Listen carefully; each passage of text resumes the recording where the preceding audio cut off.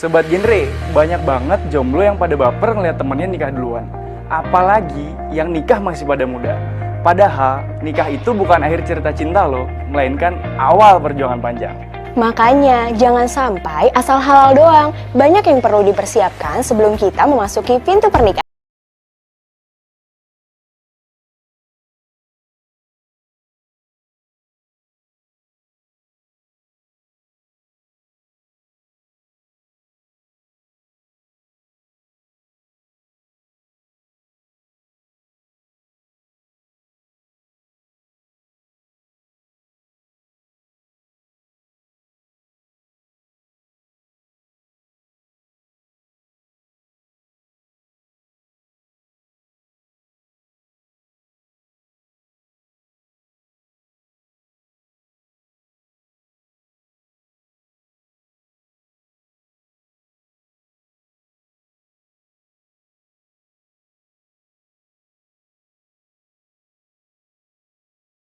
Persiapan mental ini.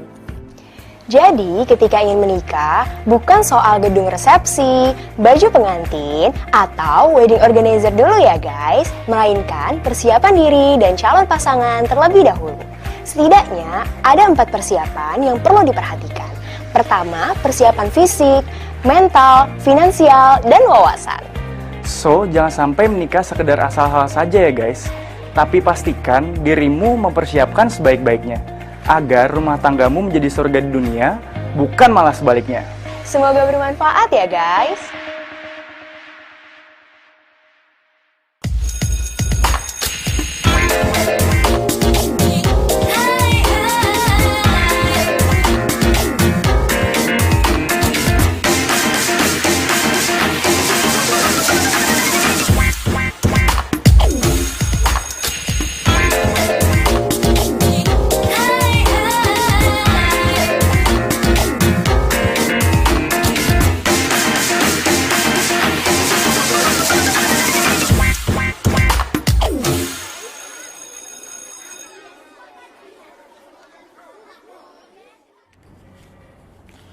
Good afternoon, everyone.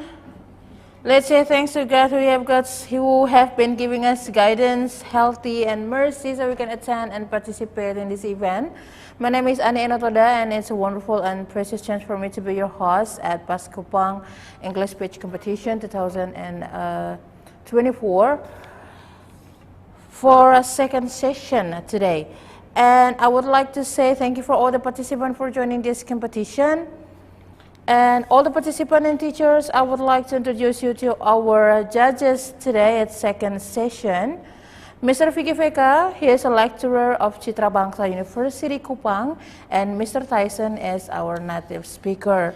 And as usual, we have some rules that you have to follow during this competition, and here they are.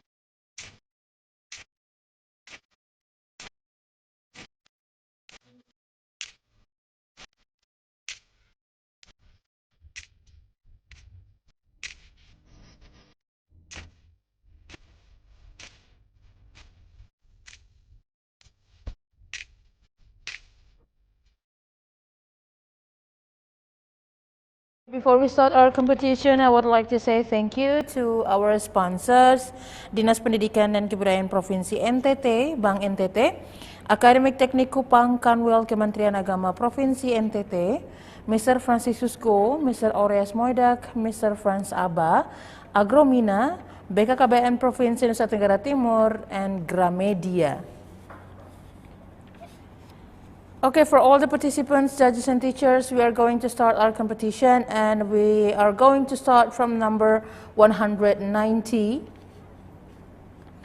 And for others except Maria Florianti Sanul from SMKN 1 Satar Mese, please wait in the waiting room.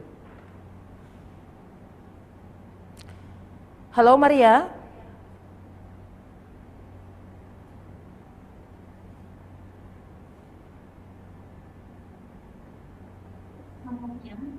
Hello, Maria. Yes, good afternoon. Maria, hello. Hello, good afternoon. Hello, Maria.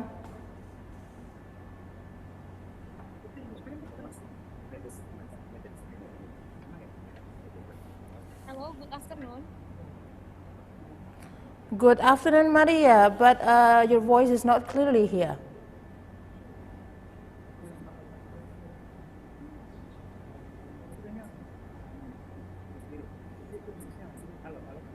Hello, good afternoon.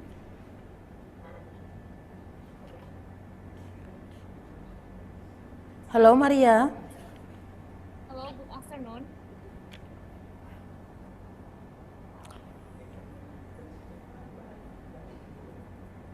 Good afternoon. Hello, Maria. I think you have a problem with the audio.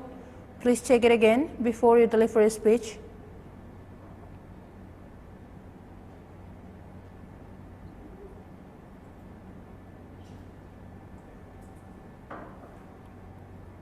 Hello, Maria. Hello, good afternoon.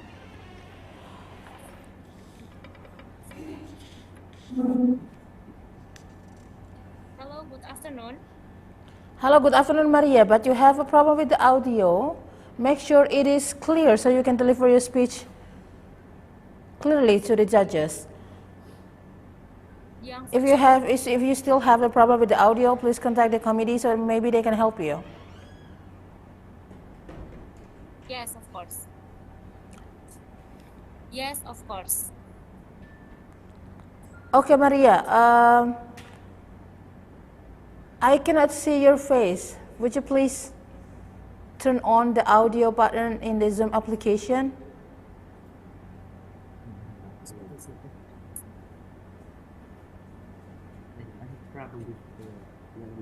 I'm sorry, miss, because I have a problem with my audio. Okay, Maria, your voice is clear now. Thank you so much. Okay. Are you ready for your speech? Oh, yes, I'm ready. Okay, Maria Floriati Sanul from SMKN 1 Satar Mese, time is yours. Thank you very much. Jangan pakai ini, siapa?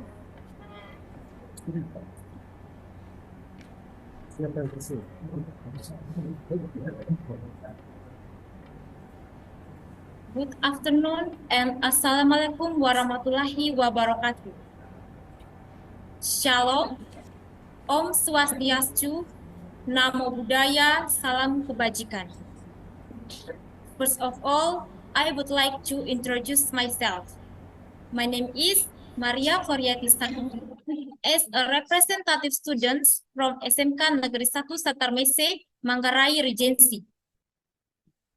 The Honorable, the educators, my Honorable, the audience, and my beloved friends. First of all, we would like to thank for the Almighty God because His blessing, His guidance, and His protection, we can join the English speech in health condition. Today, I am so happy because I can deliver the speech under the title Young Future. And the first time, I want to explain about the general election.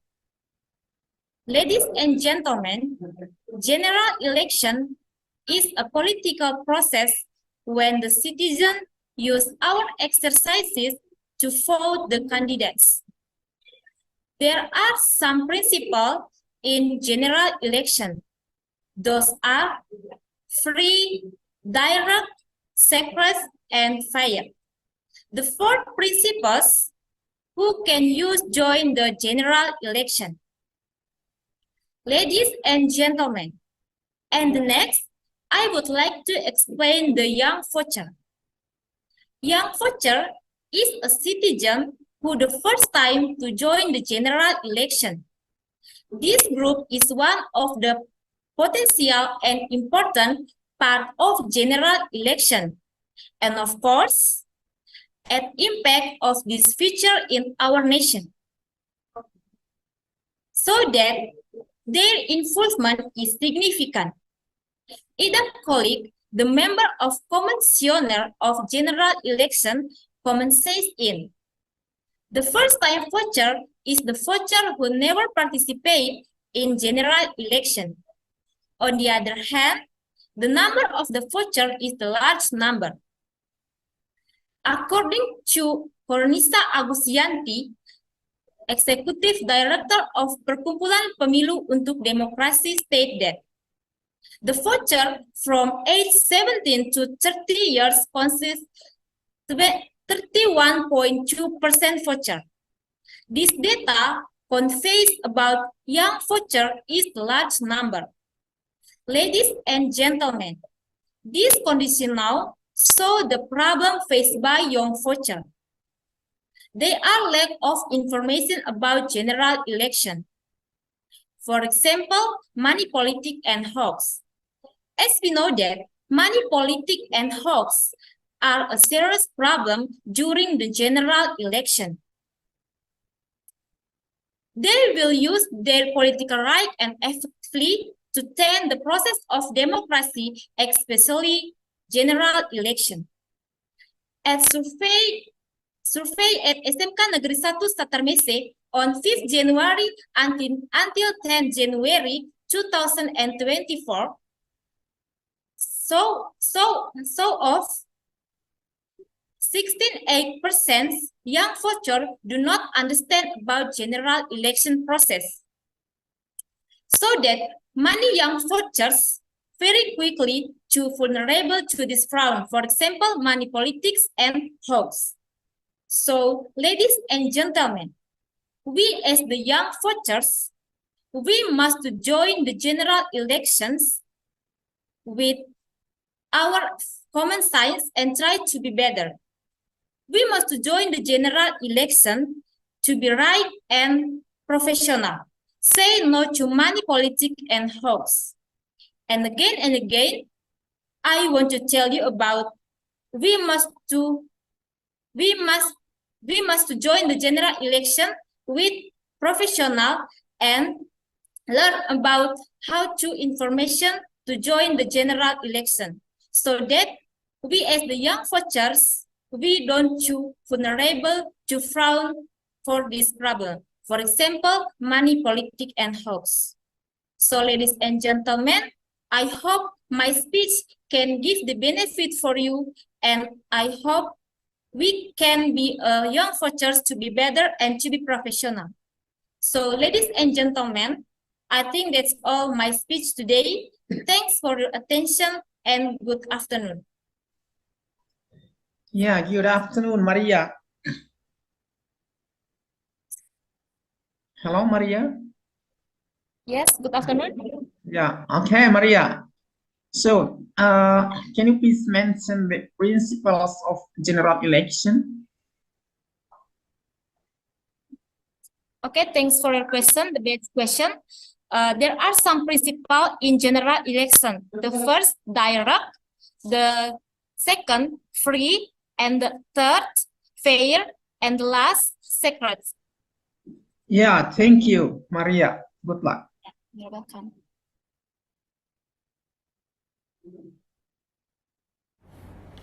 Thank you, Mr. Vicky and Maria Floriati Sanul from SMKN 1 Satarmese. You did a great job. Thank you so much for your participation in this competition. Of course. You're welcome. We move to number 191. Yulianti Margareta Lado from SMA Negeri 1 Tupan. I'm sorry, from SMA Negeri Tupan. Hello, Yulianti. Hello. Hello, how are you, Yulianti? Hello. Hello, Yulianti, how are you?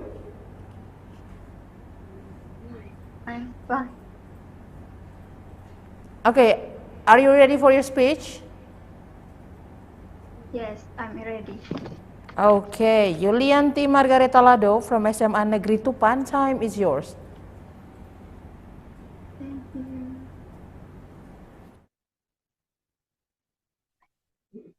Good afternoon, ladies and gentlemen. Thank you for giving me the opportunity to present my speech on this virtual event. First of all, let us give thanks to God for His grace that we can gather in a good health. Allow me to introduce myself. I am Yulianti Margareta Lado from class 11 of SMA Negeri Tupan. The term of hoax-free election. Hoax or fake news information that is made up or manipulated to cover up true information. In other words, hoax is defined as a statement that distorts false using information that seems confusing but cannot be verified the source from Google. Before the election, of course, there was a lot of news spreading everywhere. Therefore, we as smart people in globalization era certainly have to be more critical in reading and listening to the news that is spread. During a period that leads to the election, we must be more alert to the news we that hear. During this time, there will be a lot of hoax news spreading easily through online media. Hoax news usually created deliberately to achieve certain goals and profit from its impact. In other words, in some cases, hoax are also used as a medium for fighting against each other, spreading slander, defaming good names, creating panic, and bringing down certain people or groups.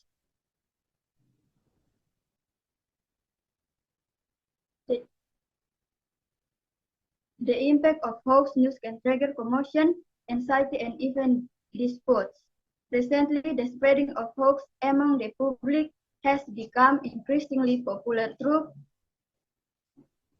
taking advantage of the condition that leading up to the election. Therefore, I want to invite and remind all of to always act wisely in receiving and processing in the information or news that we hear so that we do not become the victim of hoax news. That's all I can say. Hopefully, they're all useful, all of to find hoax. Thank you. Yeah, thank you, Yulianti. So, Yulianti, hello? Hello, Yulianti. Hello. Yeah, can you give an example of hoax news?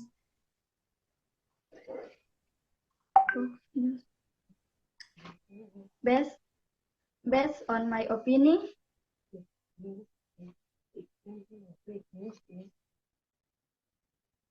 the example of hoax news is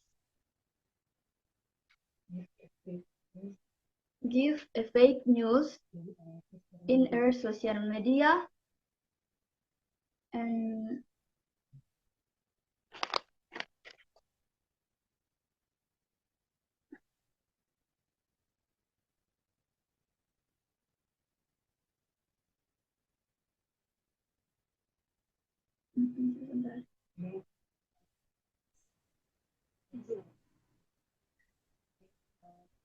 Yeah, thank you, Yulianti.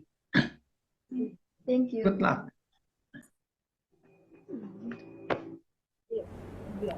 Thank you, Mr. Vicky and Yulianti Margareta Lado from SMA Negeri 1 Tupan.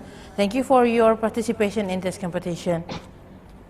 We move to number 192, Emerenciana Tri Wulandari from SMA Santo Claus Werang. Hello, good afternoon. Hello Tri, how are you?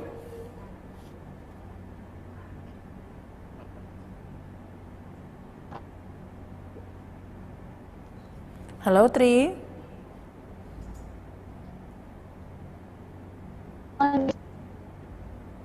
Hello, Tri. It seems that you have a problem with the internet connection, so your voice is breaking up. I'm sorry, Miss. Before I start my speech, I want to check voice. Can you hear my voice clearly? Yeah, I can hear your voice, but your voice is breaking up. Emerencia na Tri Wulandari. So we cannot hear you clearly here. Okay. Can you hear my voice clearly? No, we cannot. Aku gak suka nonton tapi ada barang yang selalu aku bawa. Apa Ini tuh? dia, kan aku suka turu. Nah, buat kalian yang mau cari barang-barang lucu kayak gini, download aplikasi Shopee dan beli semua di Shopee.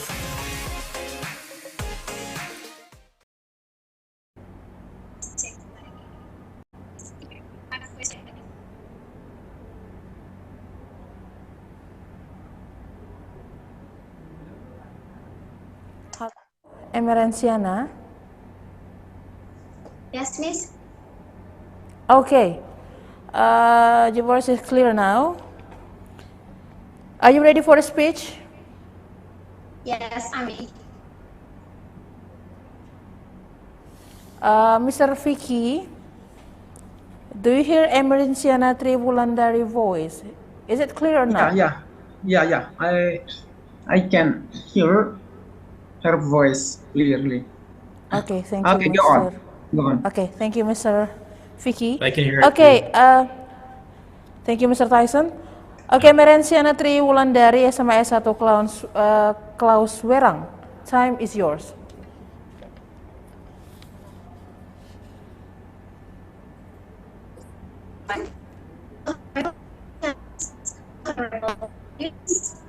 Honorable organizing committee of this competition and my beloved fellow participants.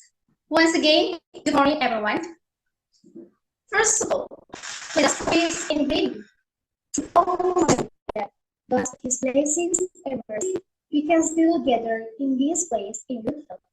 I am standing in this place to deliver a speech entitled Empowering Fathers, Embracing Civic Responsibility for a Brighter Future.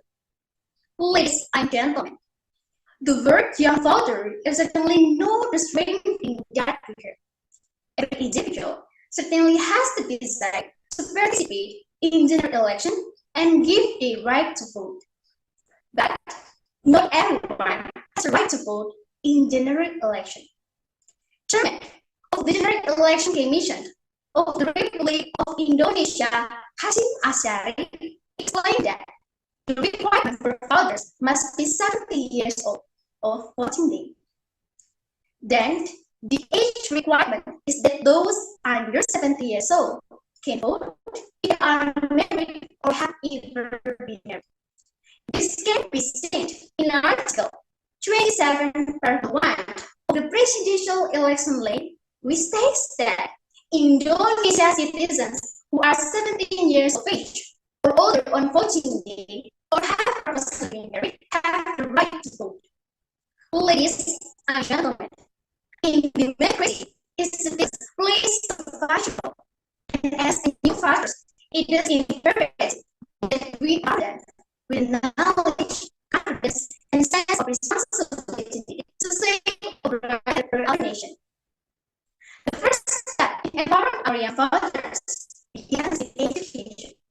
We must equip our young fathers with a comprehensive understanding of the career process, the significance of their votes, and the impact they can have on the direction of our society. Civic education is not merely subject in schools. It is a lifelong journey that cultivates informed and responsible citizens. Ladies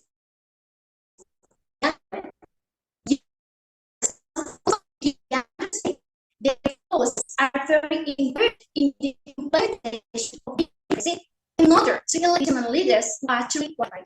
Because the younger generation, especially young voters, should not lose momentum in exercising their political rights. So, abstaining and the workplace of general election is needed.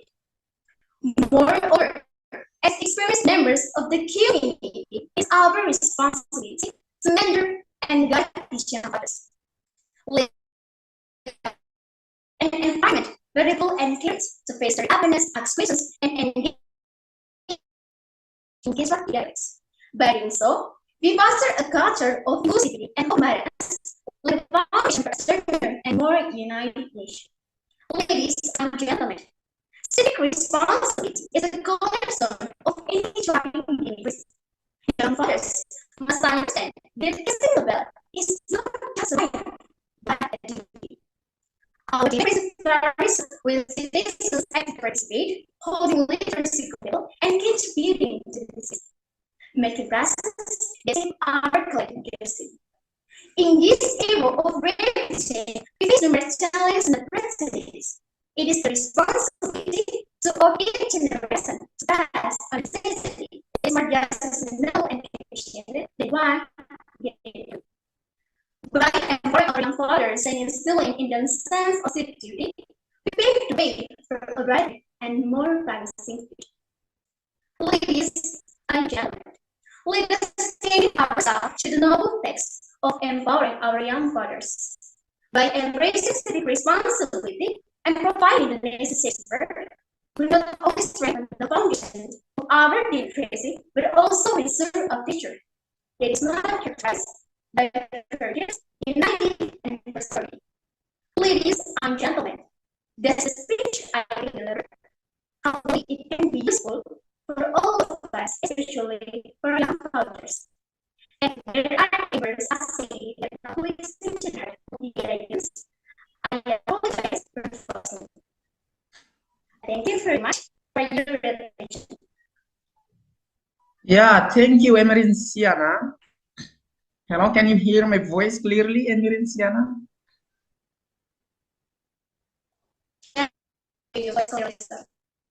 Yeah, okay. So, Emerenciana, in your opinion, how can the young voters influence the general election? Thank you. First of all, thank you for the question, sir. I'm so sorry. Could you mind to repeat your question, please? Yeah, okay. So, in your opinion, how can the young voters influence the general election? Thank you.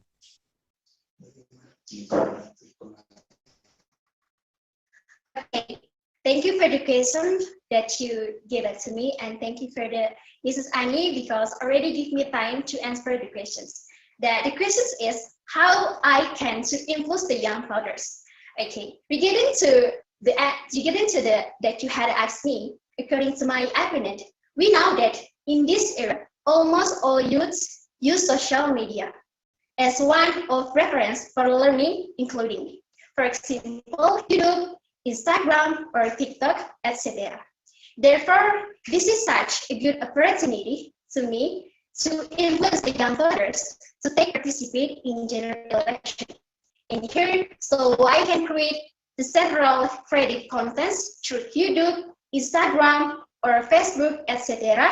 So I can influence them to participate in general election. But before that, I certainly have to do some research.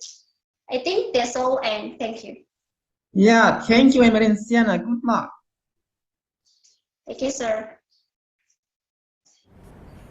Thank you, Mr. Vicky and Emerenciana Triwulandari from SMAS Santo Claus Werang. You did a wonderful job today. Thank you so much for your participation in this competition. Thank you, Miss. We move to number 193, Crescencia Adnisela Tegok from SMAN 1 Langkerembong.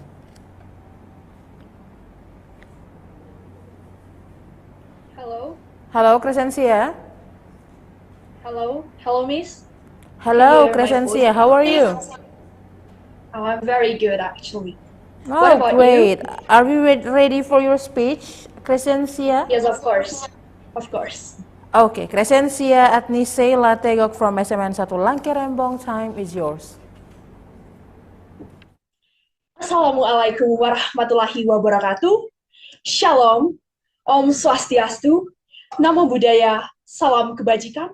Salam sejahtera and good afternoon for all of us. The honorable judges of English Speech Competition 2024, all of the participants of English Speech Competition 2024, and of course, all of the audience. Before I start to delivering my speech today, I would like to invite all of us to say thanks to God Almighty, who has given us mercy and grace so we can be together in this place. My name is Crescentia Nisela Tego, and I'm from First Senior High School, Langkarambu. Ladies and gentlemen, as Indonesians, we are proud of our cultural diversity, rich heritage, and the spirit of unity that characterizes us. It is with this spirit that we strive for peaceful coexistence and embrace the democratic principles that shape our governance. Ladies and gentlemen, if we talk about peace and democratic election, first and foremost, let us reflect on the importance of peace.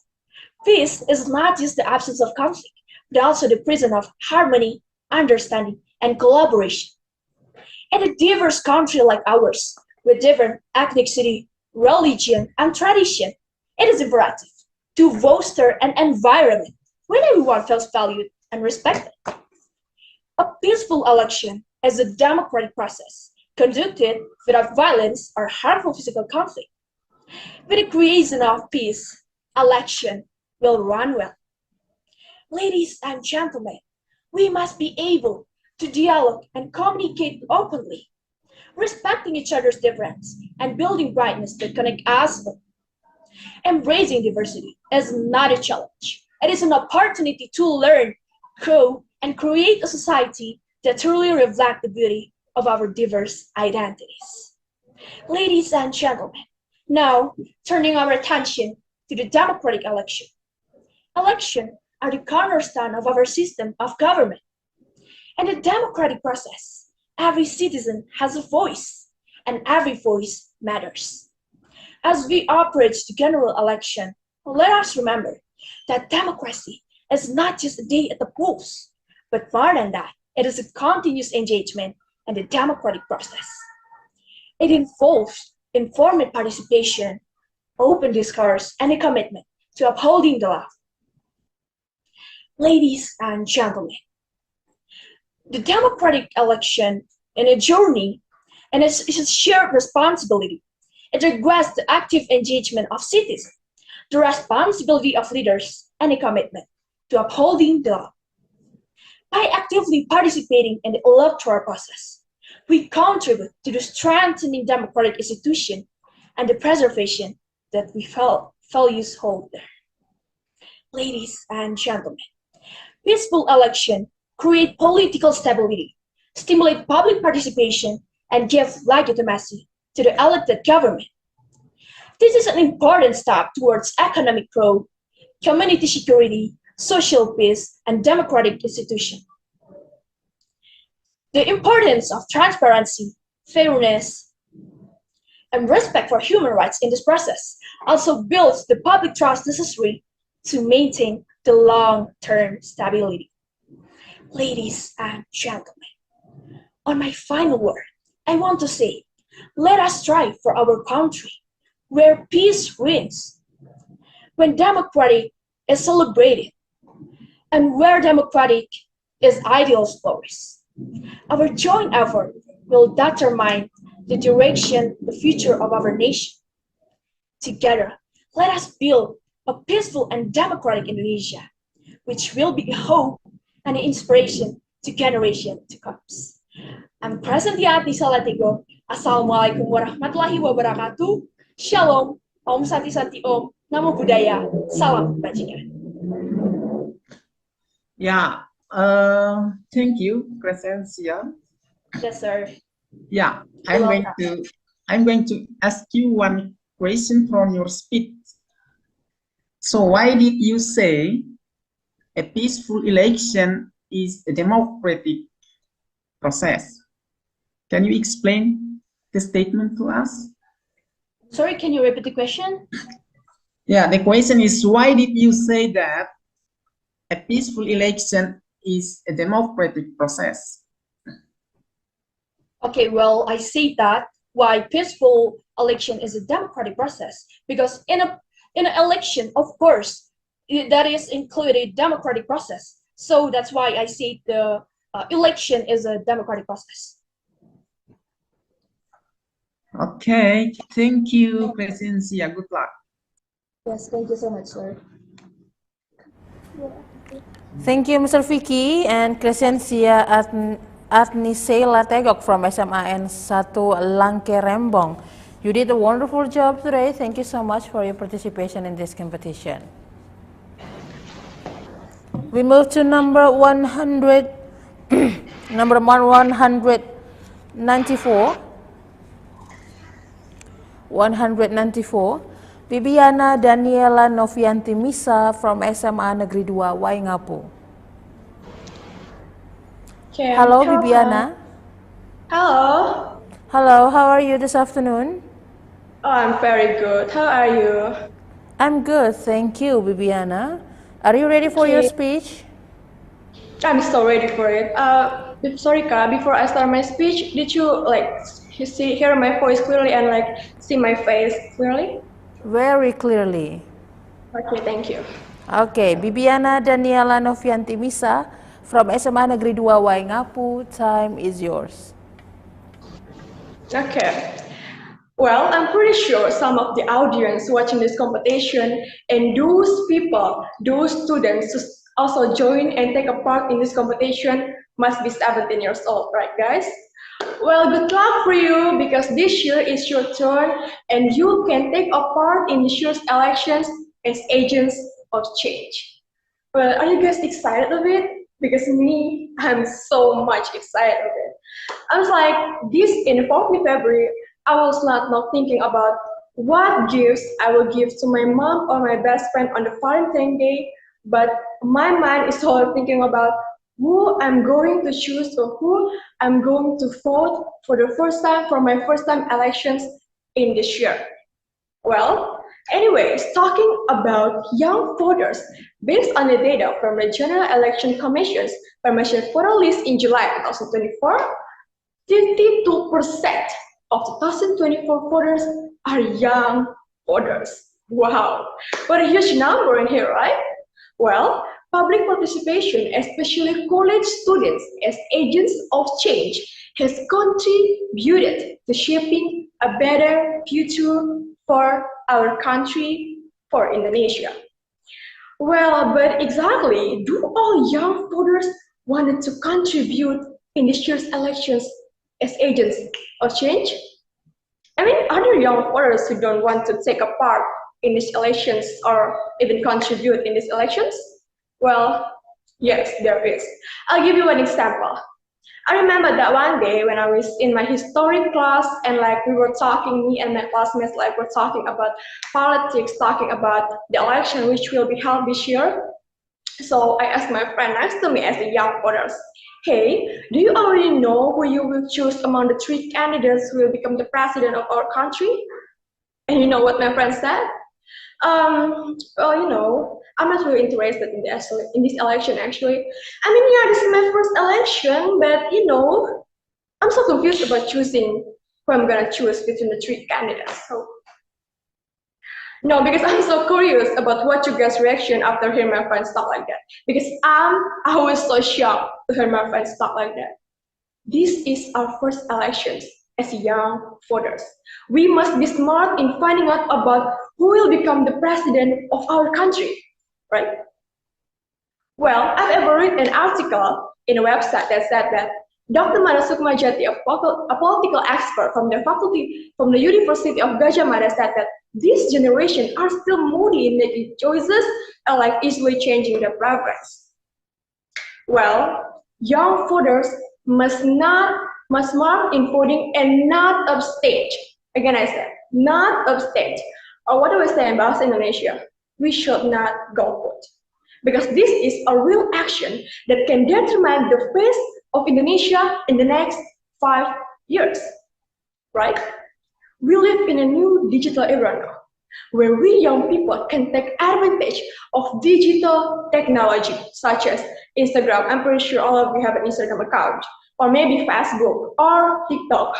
Well, not gonna lie, I always like spend my 24 hours scrolling on TikTok, and it was kind of fun because some videos that comes up to my For You page is about politics, it's about election, and that can useful to my mind as young people, as young voters.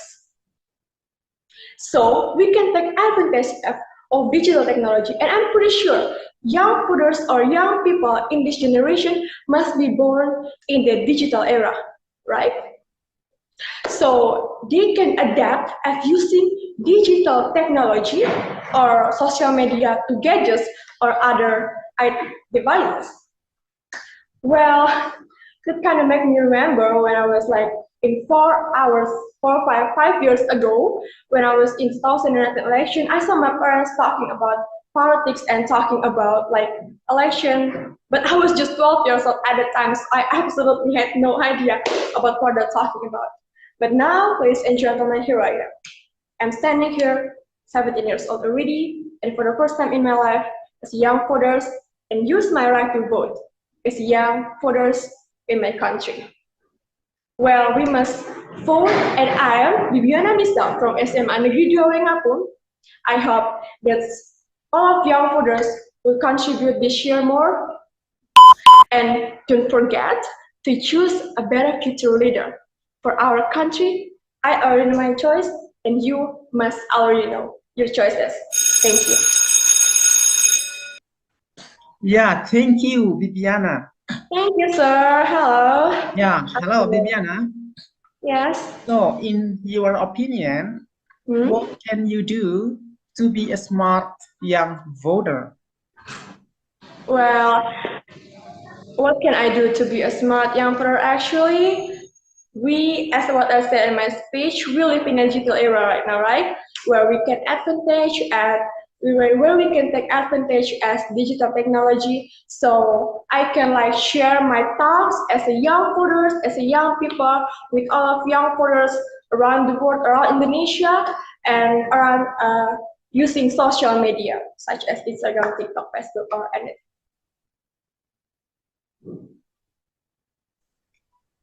Yeah, thank you, Bibiana. Good luck. Sir?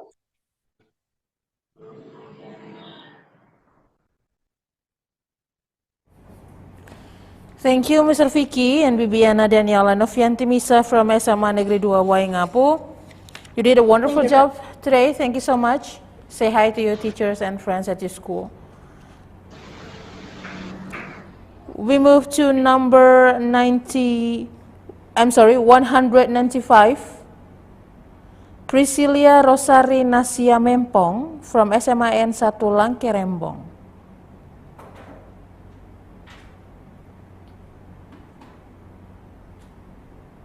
Halo Priscilia.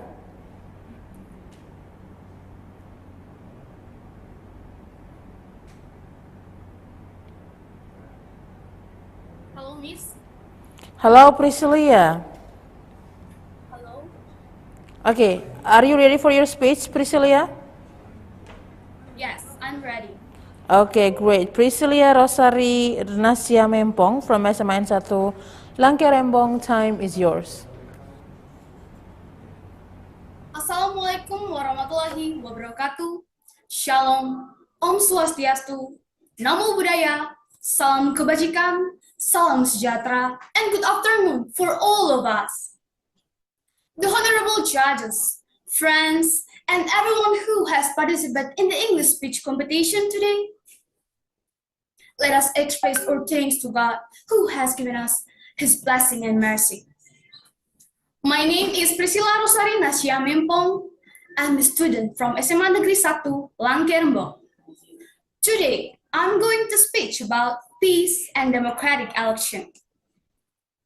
Ladies and gentlemen, elections are not just a decision-making process, but also a critical moment that reflects the quality of our democratic system. First of all, let us understand that a peaceful election is not just the absence of physical violence during the ballot. Peace here entails mutual respect, tolerance, and rejections of all forms of intimidation or discrimination during campaign and election periods. When every citizen can participate in this process without fear or pressure, it is a sign of the success of democracy. Ladies and gentlemen, democracy, in essence, is about empowering people to make decisions that affect their own fate. Therefore, election must reflect justice and equality. Every vote should be valid regardless of social, economic, or political background. It is the foundation of inclusive democracy. However, in order to democratic and peaceful elections, we need to involve the entire population in the political process. Adequate political education and equal access to political information are key to increasing citizen participation. It also helps people understand the impact of their political decision, promoting a deep understanding of the issues facing our nation. Ladies and gentlemen, electoral campaigns play a vital role in shaping public understanding and guiding the currents of political views. Therefore, candidates and political parties must commit to honest campaigns, focusing on policy and avoiding anything that can trigger social tension. I would also like to emphasize the importance of the elections. It also helps people understand. I was also like to emphasize the importance of conducting election in a transparent and accountable manner. It not only ensures the integrity of the election, but as the beginning of a journey towards better governance. Ladies and gentlemen, finally, let us not only see the election as the end of a process, but as the beginning of a journey towards better governance. In the face of the upcoming elections, let us jointly commit ourselves to building the elections. That's all for me. Thank you so much. Yeah, thank you, Priscilla. Yeah, Priscilla. So what do you know about peaceful elections? Okay, peaceful election is a process to choosing the candidates of the elections, and we all know in 2024 we gonna choosing the candidates in the peaceful election. That's all for me. Thank you. Yeah, thank you, Priscilla. Good luck.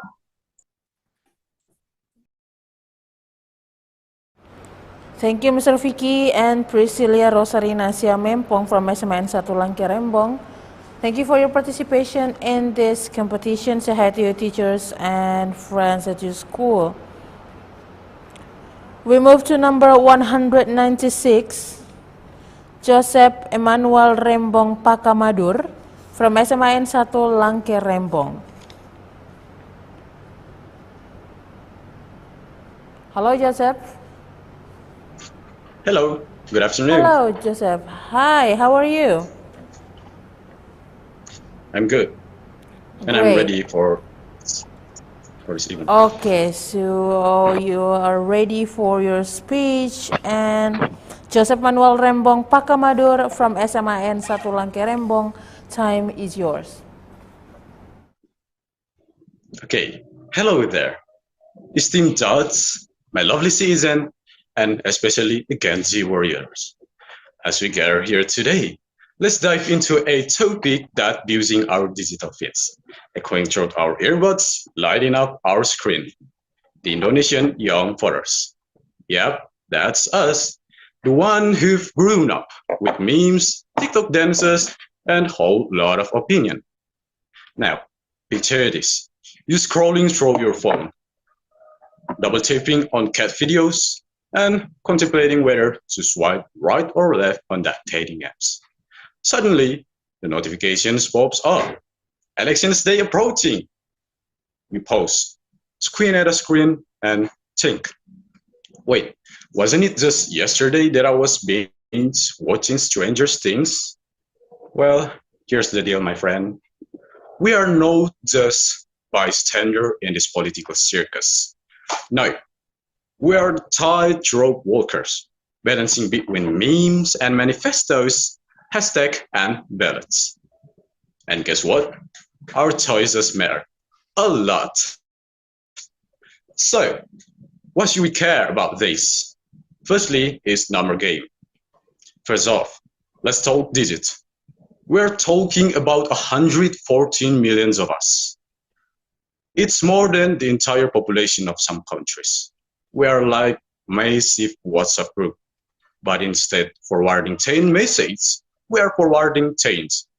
Our collective voice can shake things up, split table, and maybe even break the whole of internet in a good way exactly.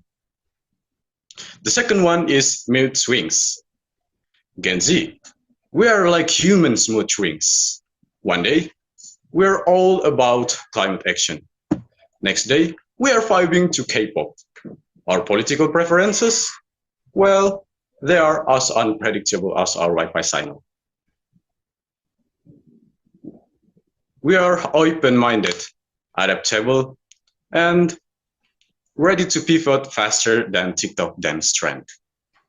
Thirdly is the issues that hit home. What keep us up at night? No, that's not algebra homework. Also, that is close second. It's stuff like jobs, economy stability, and the planet that is melting like a forgotten ice cream coin. We want a leader who get it. A leader who don't just talk a talk, but also walk the walk. Preferably in a close sneaker, yeah?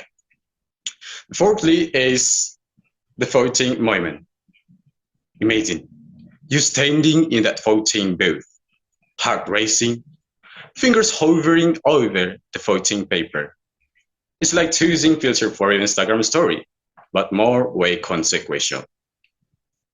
Do you go for the candidate with snazzy campaign ads, or the one who actually understands your struggle? Vote wisely, my friend. But wait, there is more. We are not just voters. We are change maker. We are the one who organize climate strikes, challenge outdated norms, and turns meme into movement. We are the one who believe that hashtag can topple a regime, and that well-timed game can change the world. And you know what? We're not wrong. So, fellow Gen Zers, let's do this. Let's research those candidates, decode their policies, and shows up in elections day like a sold-out concert.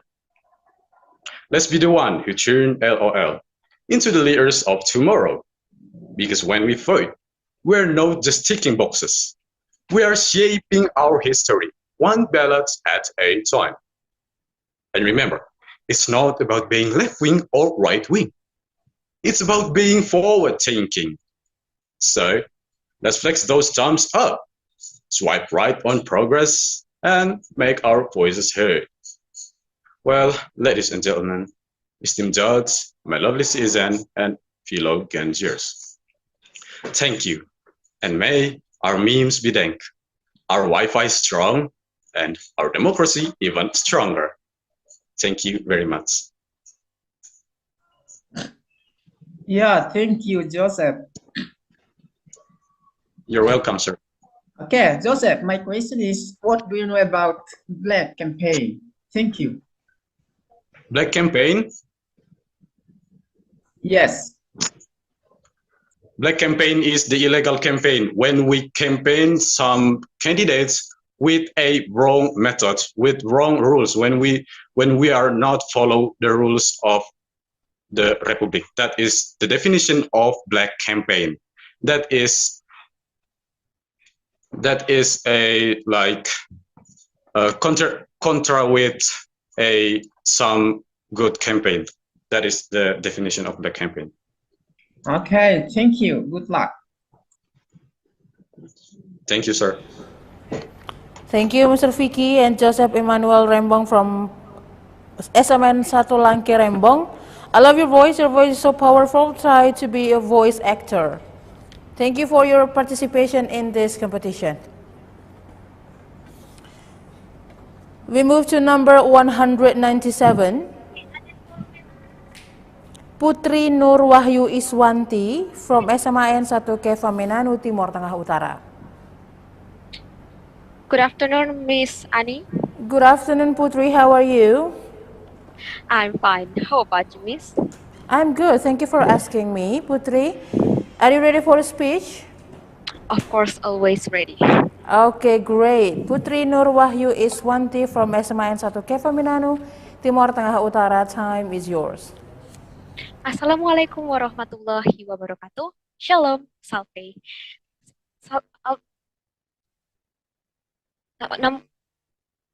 Namo salve. Namos Om Swastiastu. Namo Buddhaya, salam kebajikan. Good afternoon and prosperous greeting to all of us. Dear attendees and the organizer of English Speech Competition 2024 Poskupang, on this meaningful event, I'm Putri Nur Wahyu Iswanti as a representative from Senior High School 1 Kemenanu will hold a speech entitled Peace and Democratic Election. Ladies and gentlemen, as we all know that the election is very close, right? Election for regional head and deputy head Pilkada will be held in November 2024. And our country, Indonesia, will hold a simultaneous election for President and Vice President Pilpres and hold Legislative General Election Pileg to elect member of DPR, DPD, Provincial DPRD, and Regency or City DPRD in February 14, 2024. Consequently, as a citizen, we must take a part and participate in election to elect our nation's future leaders to establish a high standard of democracy. Furthermore, as inexperienced voters, we must use reason to choose our choices. In addition, as inexperienced voters, we must refrain from anarchist sentiment and use logical decision. Because elections are more than just selecting a public officials and leaders. Election also serve as a litmus test for our country, safety, and ability.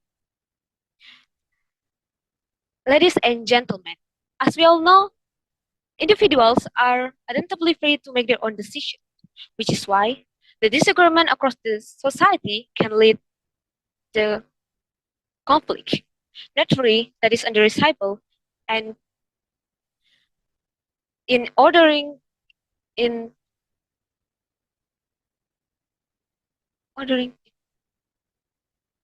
break or manipulative, Sarah, and intimidation.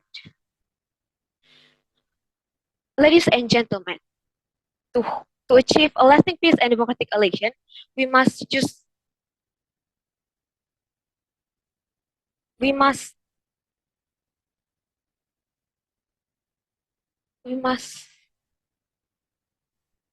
prioritize the dialogue, cooperation, and human rights. And we have a chance to a full democratic election in peaceful and harmony.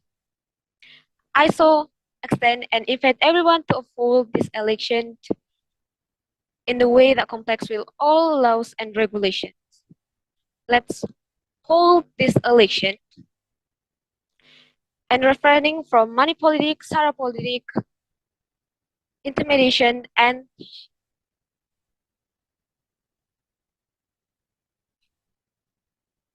peaceful across the society, and we must to prevent it. Ladies and gentlemen,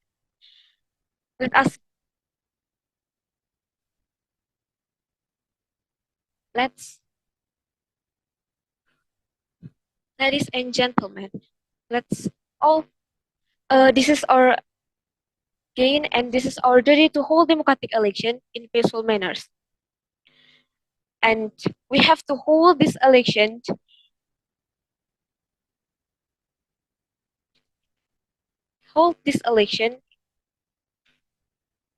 in without any hitch and peaceful. Let's use election as a springboard to us to hold democracy in peacefully. Let's use election as a springboard to us to hold democracy in peacefully. Ladies and gentlemen, let us use election as a springboard to us to hold democracy in peacefully. Ladies and gentlemen, let us use election as a springboard to us to hold democracy in peacefully. Ladies and gentlemen, let's make this our most ability and choose the candidate who the most suit on our ability and use this election as a springboard to us to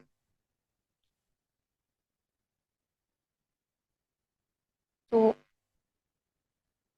to improve our country.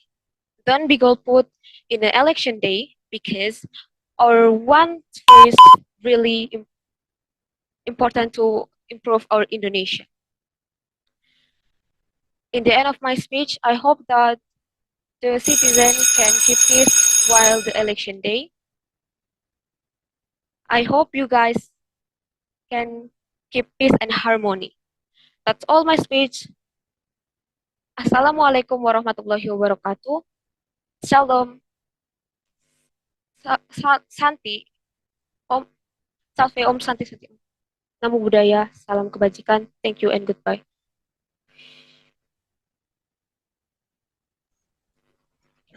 Yeah, thank you, Putri.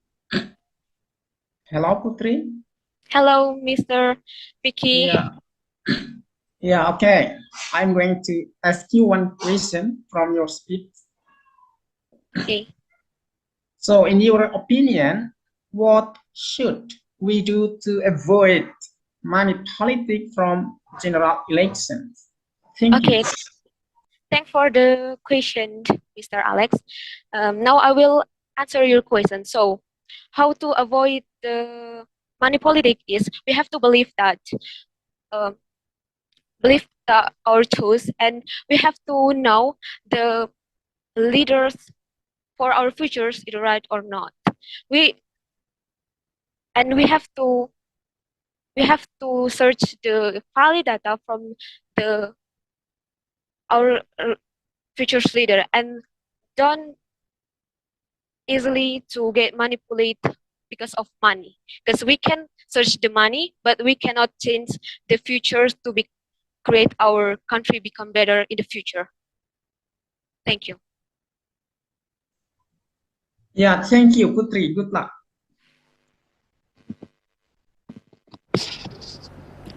Thank you, Mr. Vicky and Putri Nur Wahyu Iswanti from SMIN 1 Kevaminanu, Timur Tengah Utara. Thank you for your participation in this competition. We move to number 198, Henrika Aimohas Cataran Jedoma from SMIN 1 Langke Rembong.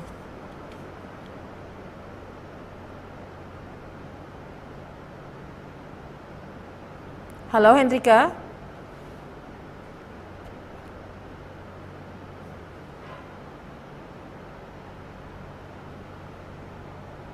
Halo Henrika. Okay, hello and good afternoon.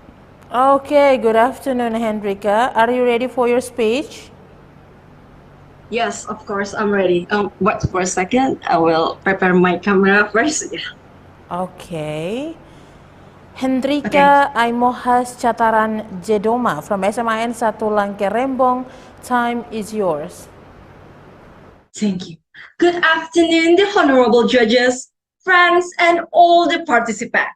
First of all, let us give thanks to Almighty God for blessing us to be here and join today's competition. My name is Henrika Aimohas Cataran Jedoma, and with a full of joy and emotion heart, I'm very proud that I can deliver my speech about young voters. Joy and excitement. Well, because finally, we are together celebrating the most historic moment of our life, namely the election of leaders or presidential election. Presidential election is not only about a democratic process, and it's not only about we putting a nails on paper, but we choose them because we believe they have a high fighting spirit, strong determination, and have a commitment to change this country to be a better and to be a superior country.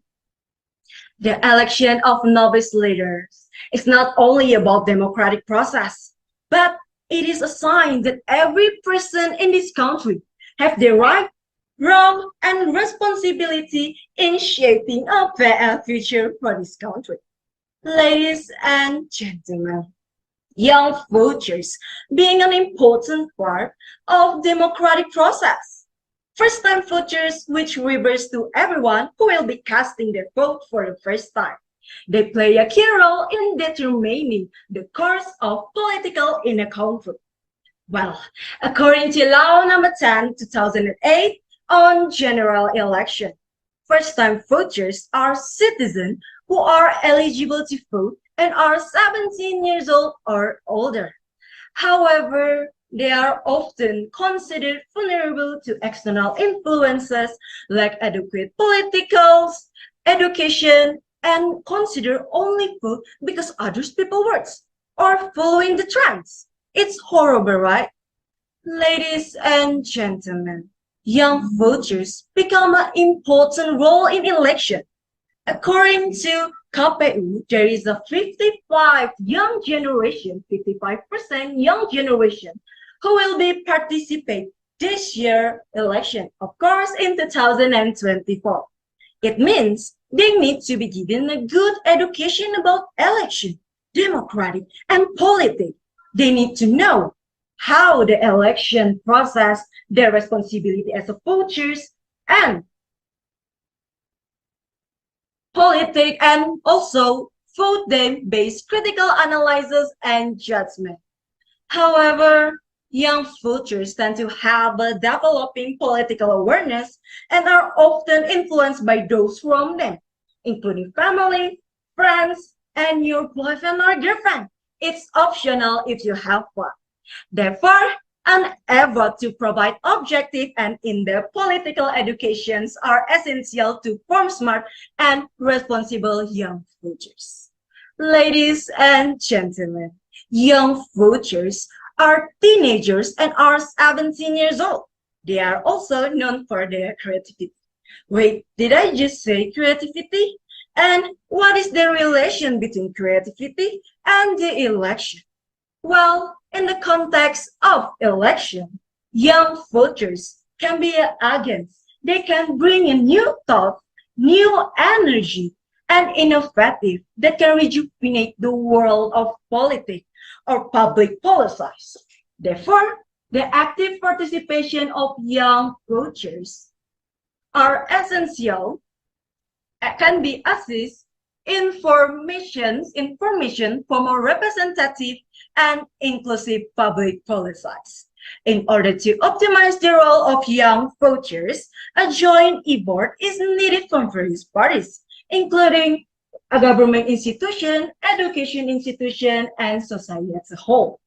Through a comprehensive approach, young voters can be agent of change in the country in democratic process. Ladies and gentlemen, the Holy Father declared the independence of our nation. Now it is time for the youth to advance the country of Indonesia.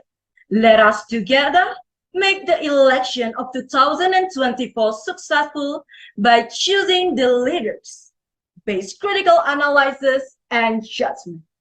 For the sake of our beloved country, of course, is Indonesia. Thank you very much. Yeah, thank you, Henrika. Yes, you're welcome. Yeah, I'm going to ask you one. Pesan GrabCar hemat sekarang.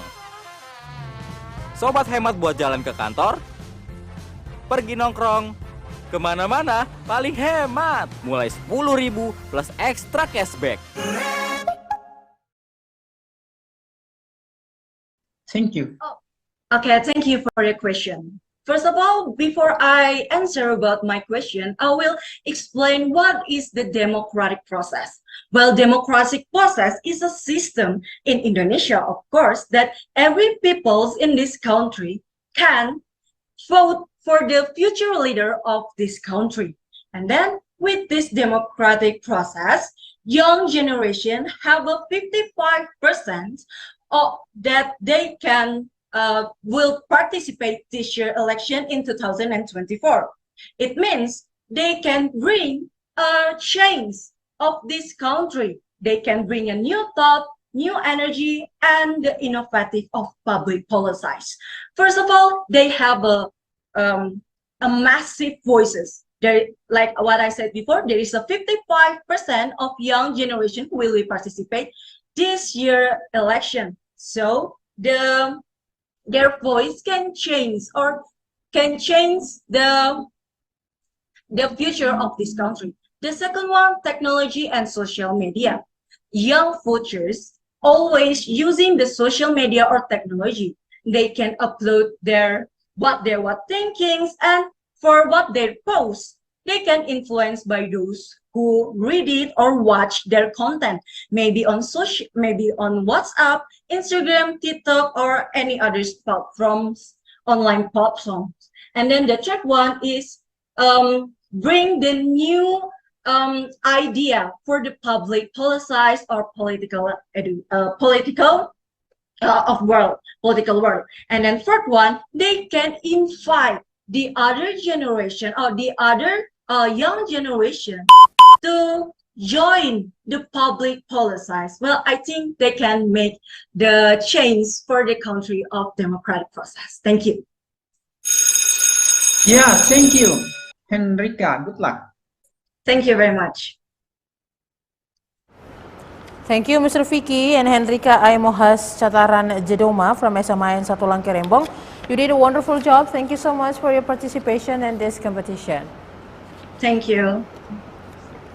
We move to number 199, Hilarion Luki Rianto from SMA Kristen Mercusuar.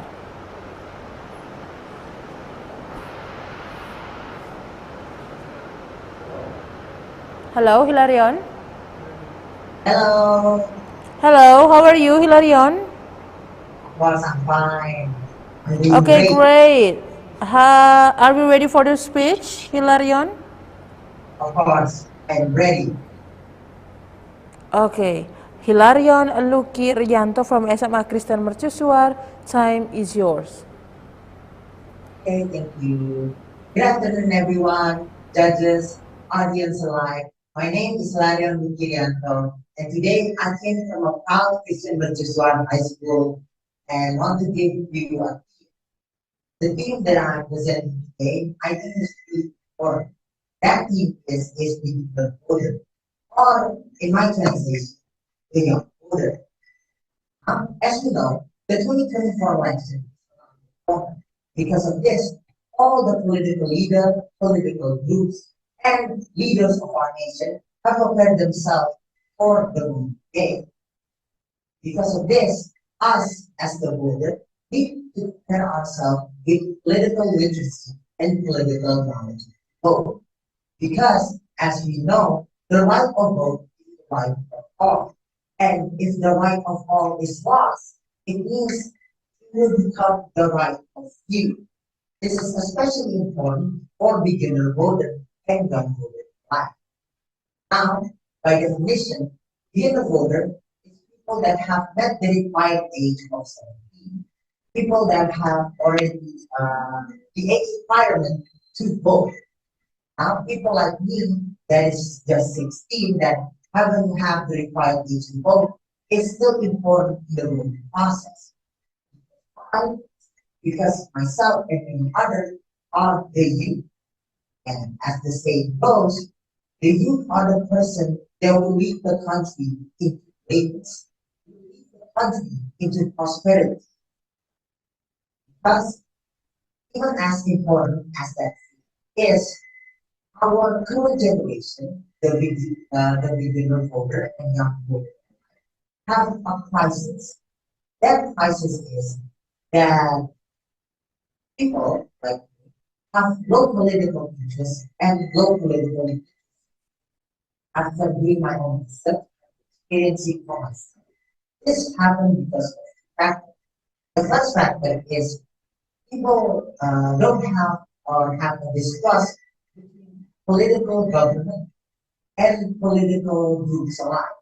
And two, that people have just low political literacy, that they have low political education and don't even recognize who is the next person or top press that will lead and step forward to make our country great.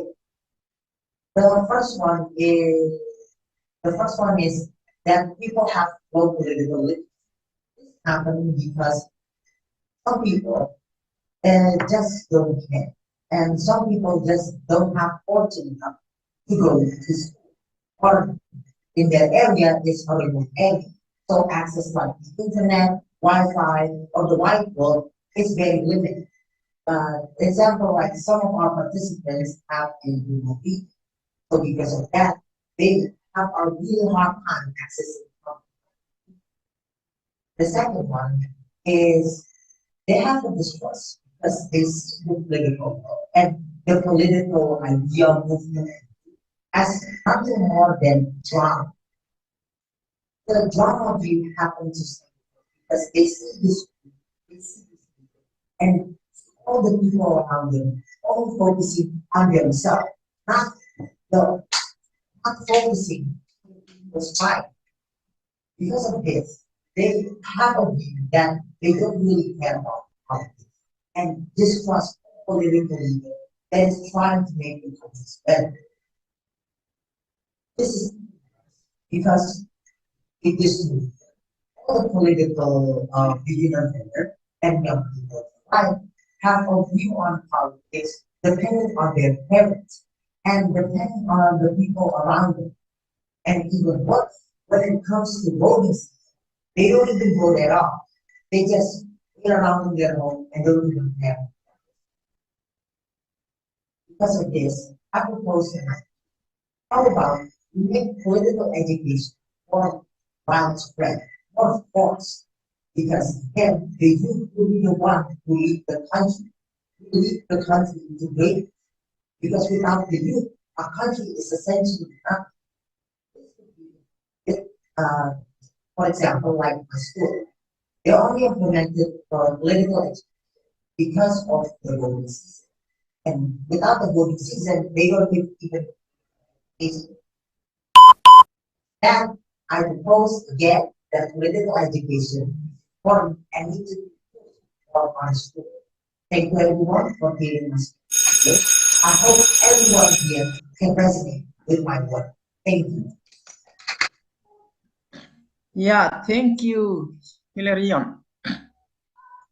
So, Hilarion, so what do you mean by political education?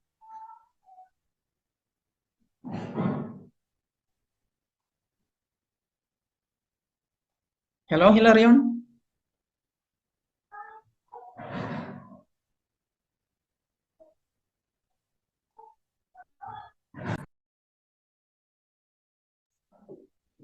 Hello, Hilarion? Can you hear my voice, Hila? Yes, I can hear your voice. Okay, Hilarion. Sorry for that. There's a little bit of problem. Sorry for the technical. So, Hilarion, can you explain to us? Yes. Can you explain to us about political education? Oh, okay. So, political education is to learn about the, for example, background of our next political leader or topics. About what is the guy's background, what is his origin, what is his ideals, view, what project that he worked on. Is that project work or not? That's what I propose for one of the something like that.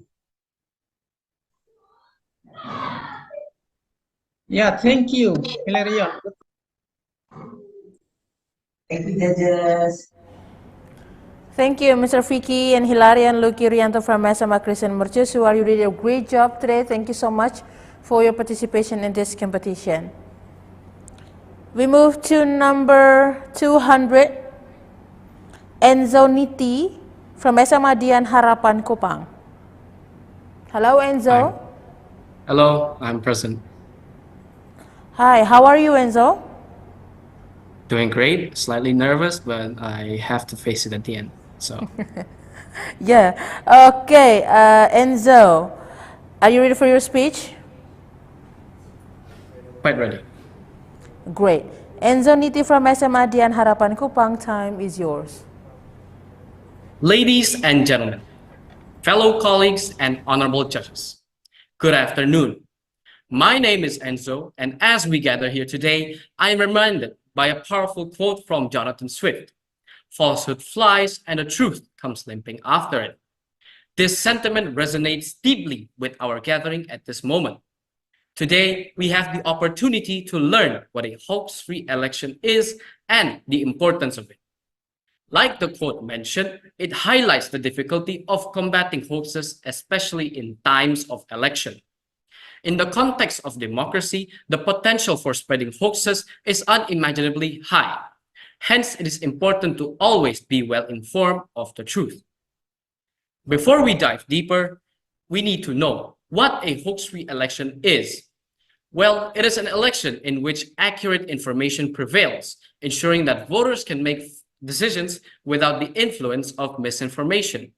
Just imagine it like a game where everyone plays by the rules, and just like in a game, accurate information acts as a referee, making sure that everyone knows what's going on and can make their moves wisely. Meanwhile, transparency is like clear rules and the referee's whistle, ensuring that everyone trusts the game and the outcome of their match.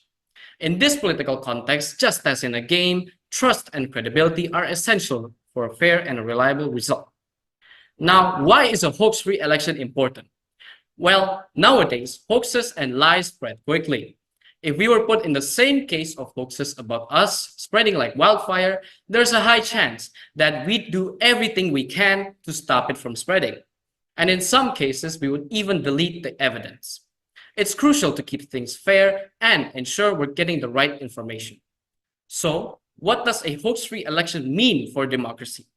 Think of it as a key to a stable and a trustworthy democracy.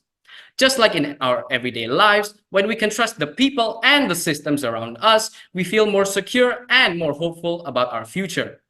In a hoax-free election, the people's trust in the government and its policies for the next 5 years is like trusting a plan that will shape our lives and our own country's future.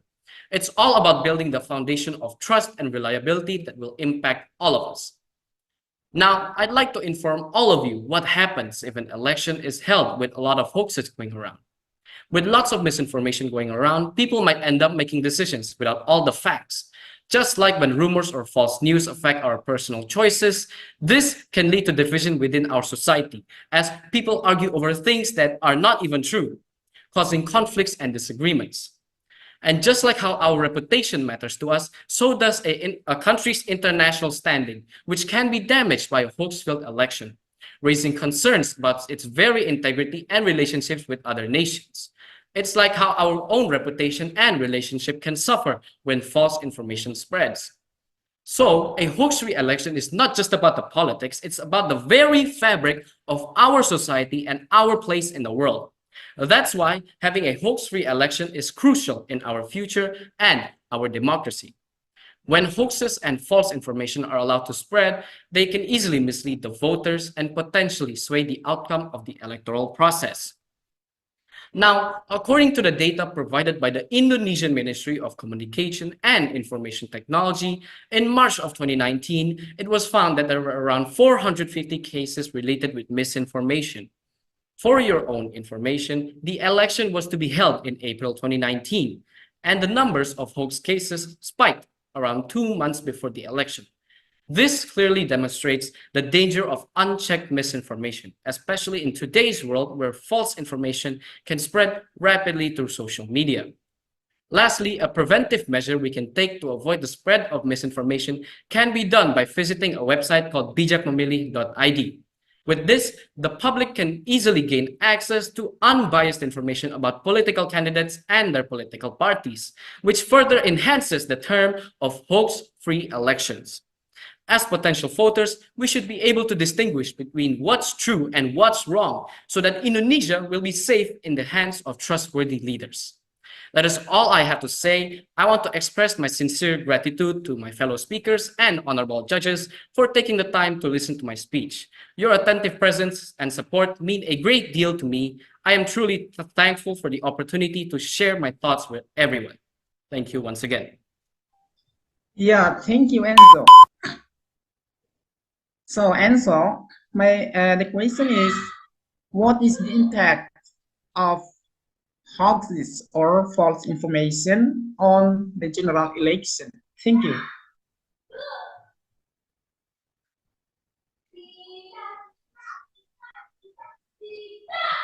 Sorry, can you please repeat that question, please? Okay, the question is, what is the impact of hoaxes or false information on the general election? Thank you. The intake. The intake? Sorry, I am not sure What is about the your... impact? Okay.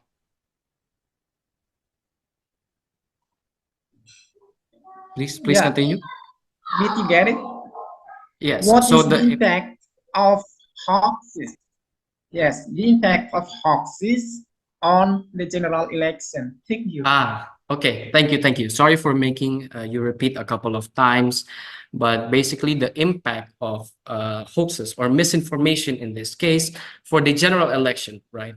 So if people spread hoax, which is very possible in today's world, especially through Instagram, which spreads really fast. It spreads like wildfire. So the impact of it, right, is people will argue over things that aren't even true, like I said in my speech. And these arguments will cause conflicts and disagreements where people argue over things that are not even true.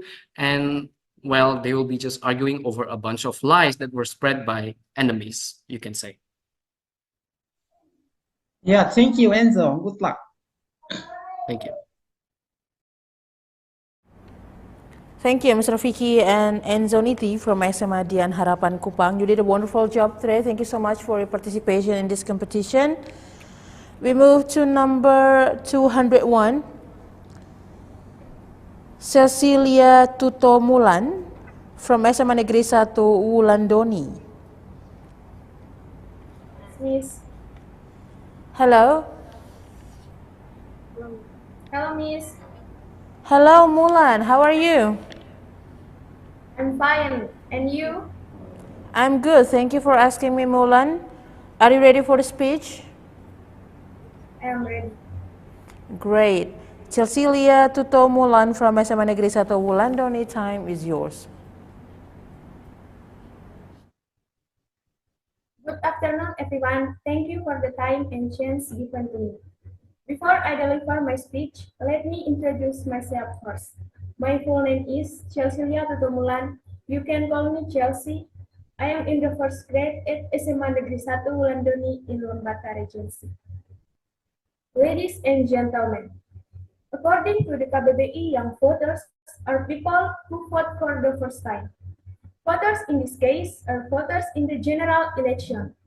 The meaning of general election, hereinafter referred to as election, is according to law number 7 of 2017, chapter 1, article 1, the first section regarding election is a means of popular sovereignty to elect member of the People Representative Council, member of the Regional Representative Council, President and Vice President, and to elect member of the Regional People Representative Council, which is carried out directly, publicly, freely, confidentially, honestly, and fairly within the unitary state of the Republic of Indonesia based on Pancasila and the 1945 Constitution of the Republic of Indonesia. Every citizen has the right to become a voter with general provision as stated in law number 7 of 2017, chapter 1, article 1, section 31 to 34. Section 31. Individual election participants are individuals who have fulfilled the requirements as election participants for DPD members. Section 32. Residents are Indonesian citizens who are domiciled in the territory of the unitary state of the Republic of Indonesia or abroad. Section 33. Indonesian citizens are people of the original Indonesian nation and people of other nations who are authorized by law as citizens. Section 34. Voters are Indonesian citizens who are 17 years of age or more, are married or have previously been married. However, there is a new term in 2024 election, namely young voters. There are two categories of young voters. Namely, the first are all citizens who are 17 years old on election day, February 14, 2024. The second are all citizens who are not yet 17 years old but have previously been married as proven by a marriage certificate as will have the right to vote on the election day. Ladies and gentlemen, elections are carried out based on the principles of directly, publicly, freely, confidentially, honestly, and fairly. As we know that elections are carried out directly, which means they are carried out by voters themselves without being represented, and generally from the regions to the center simultaneously. All voters are also free to make their choices without correction or threats and are carried out in confidential by the voters themselves in the voting booth.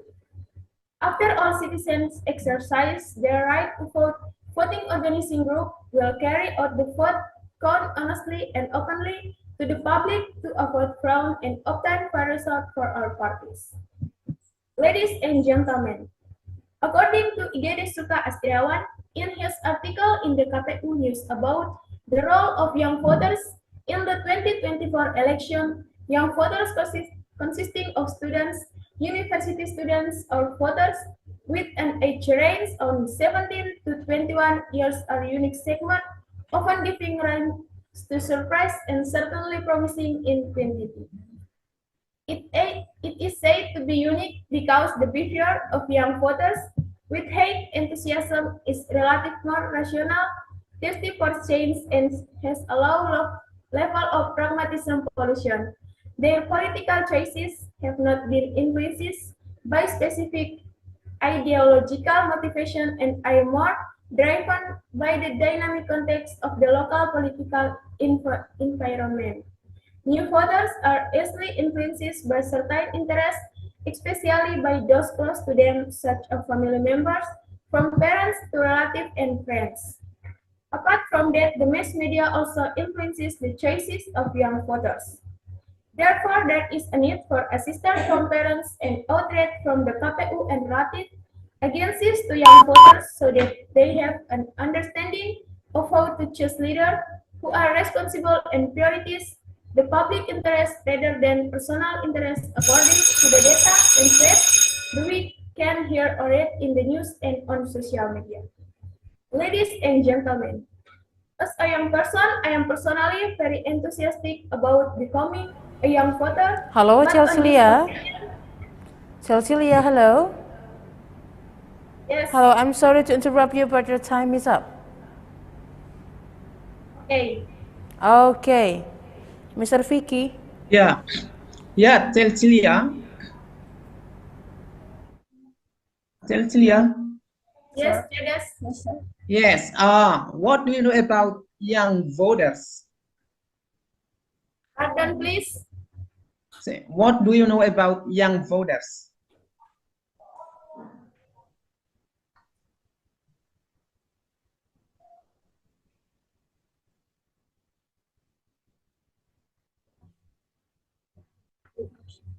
Who are 17 years old on election day, February 17, 2024. Yeah, thank you, Cecilia. Good luck. Thank you. Yes. Thank you, Mr. Alex and Cecilia Tutomulan from SMA Negeri 1 Wulandoni. Thank you so much for your participation in this competition. We move to number 202, Triani Lutfijo from SMA Negeri Baranusa.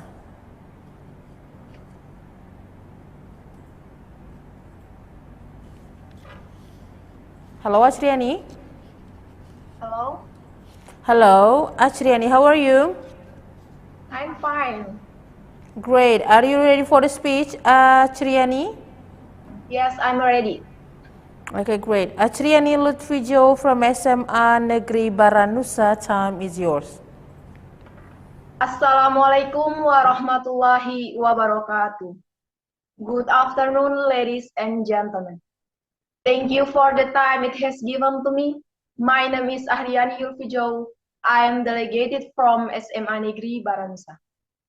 The Honorable the judges and the Honorable audience, let me speak about young voters.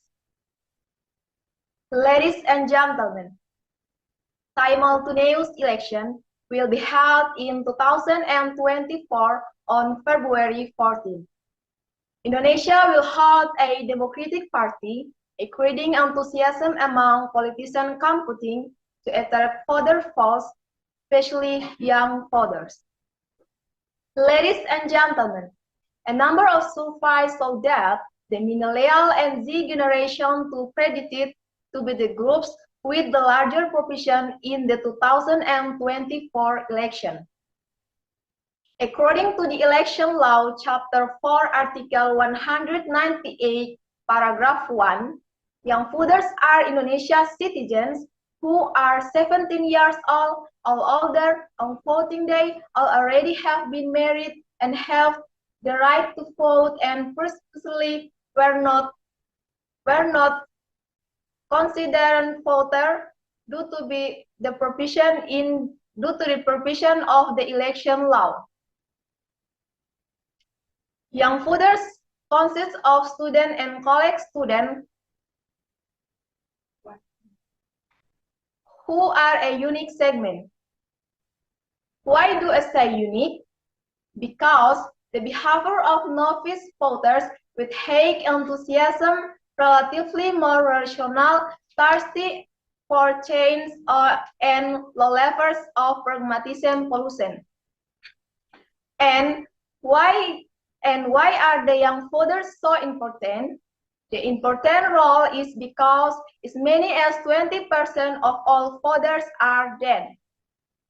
Ladies and gentlemen, there are 5 tips reported by Layana.id from smart young voters before they choosing, including the first is make sure you are registered as permanent voters. As smart voters, make sure their voters' name has been registered as a permanent list or not yet. The way to do this, you have to visit the sub-district where you live. If you have not a register, report it so that it can be included in the revised voter list. The second, find out the information about the candidates and colleagues. Looking for the information about the candidates can be either so that you know who you will choose later. And the next is find out the requirements of being a voter.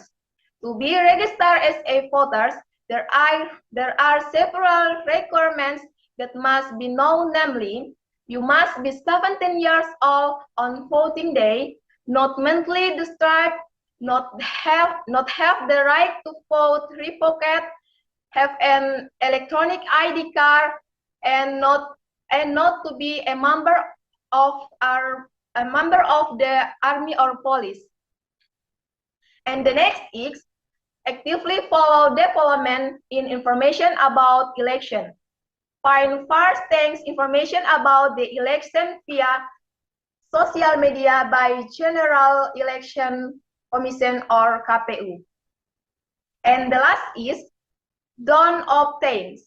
Have provide information about election from third sources and encourage you to use your voting rights or don't obtain. That's all for my speech. Thank you for your attention. Wassalamualaikum warahmatullahi wabarakatuh. Good afternoon. Yeah, good afternoon, Riani. So there is a simple question for you, Riani. So how to be a smart young voter?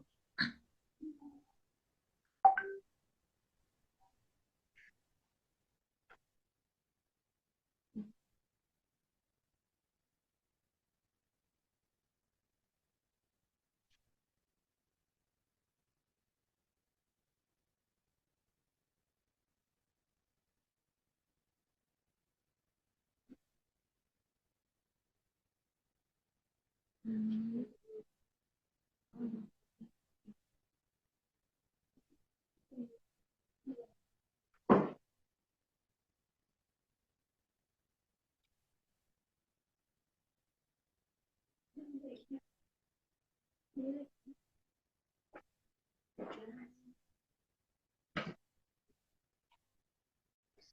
have to join election. Yeah, thank you, Atsriani. Good luck. You're welcome. Thank you. Thank you, Mr. Alex and Achriani Lutfi Joe from SMA Negeri Baranusa. Thank you for your participation. We move to number 203, Bibiana Rosari Horielidu from SMKN Sasi Tamean.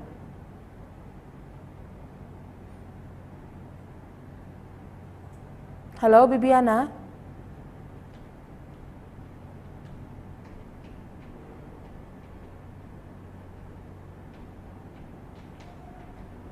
Hello, Bibiana.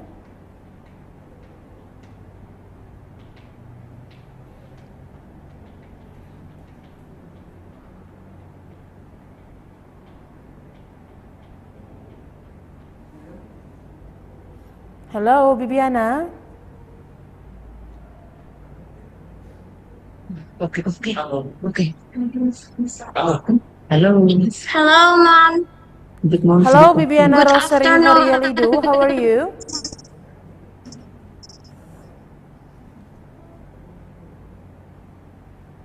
I'm fine, thanks. Bibiana, I'm sorry, but it seems that you have a problem with the internet connection.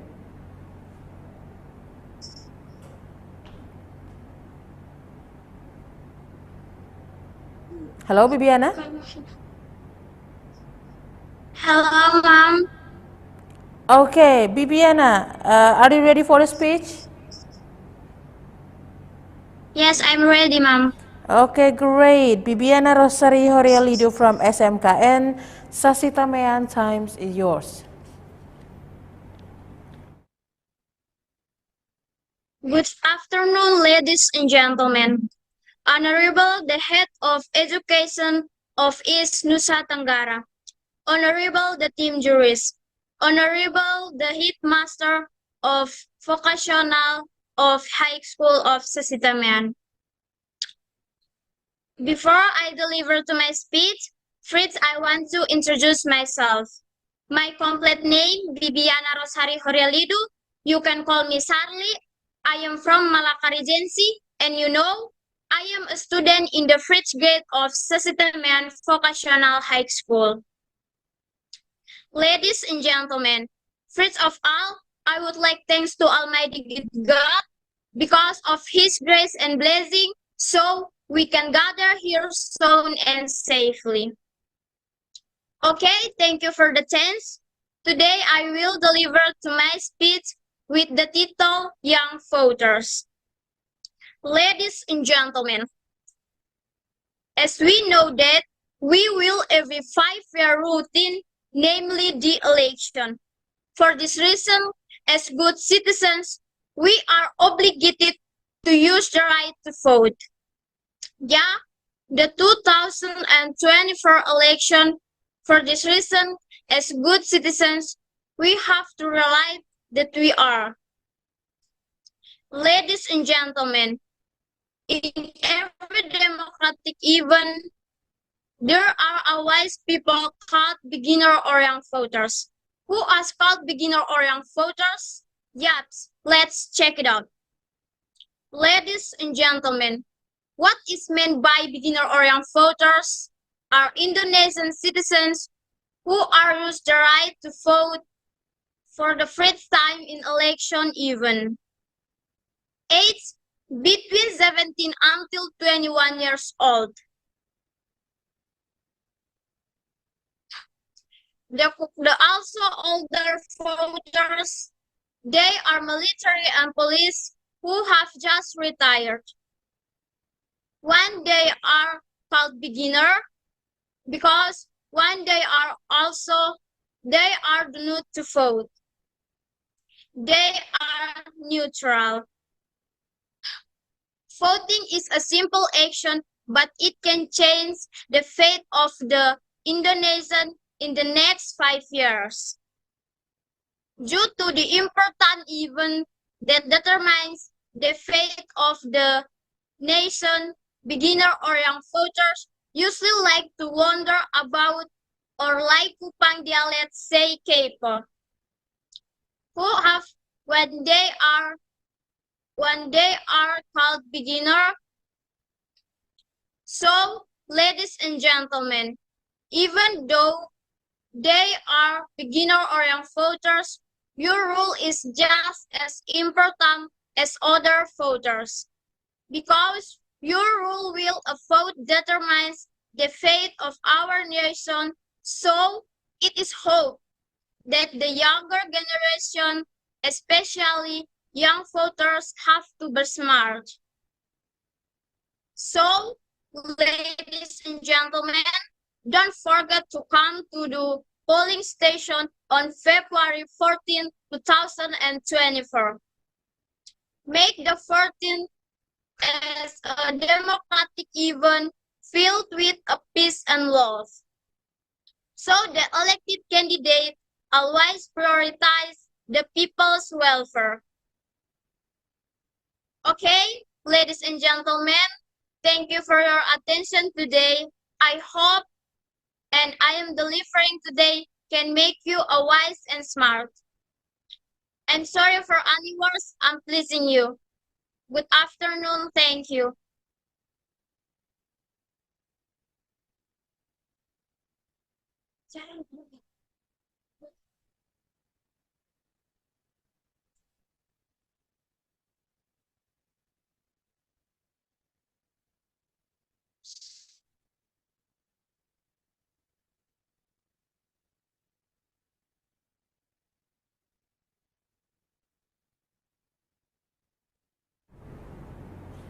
Hello, Mr. Vicky.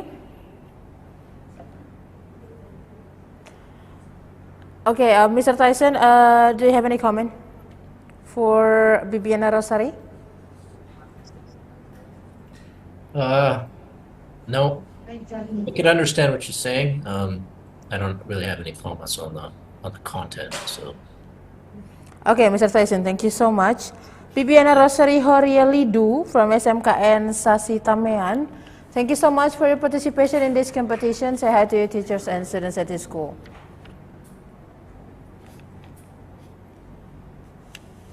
Okay, for all the participants and judges, we are going to have 5 minutes break. Take your time and we will be right back. Yeah, hello.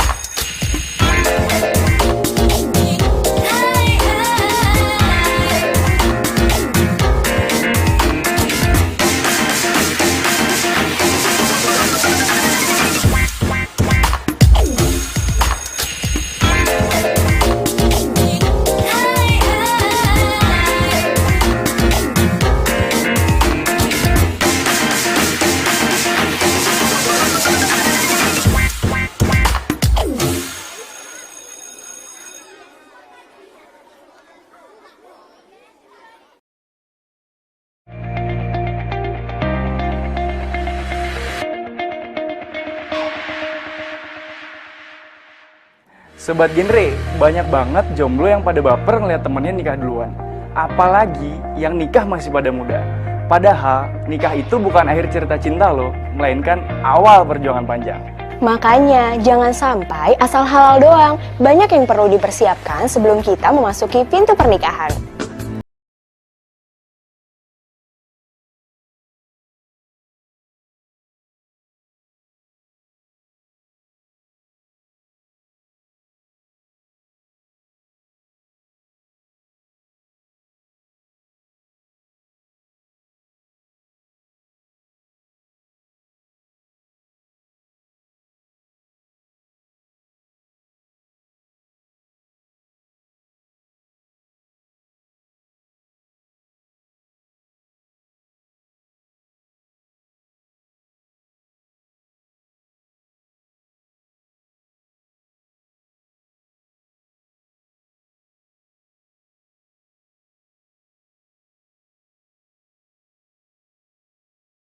kesiapan mental ini.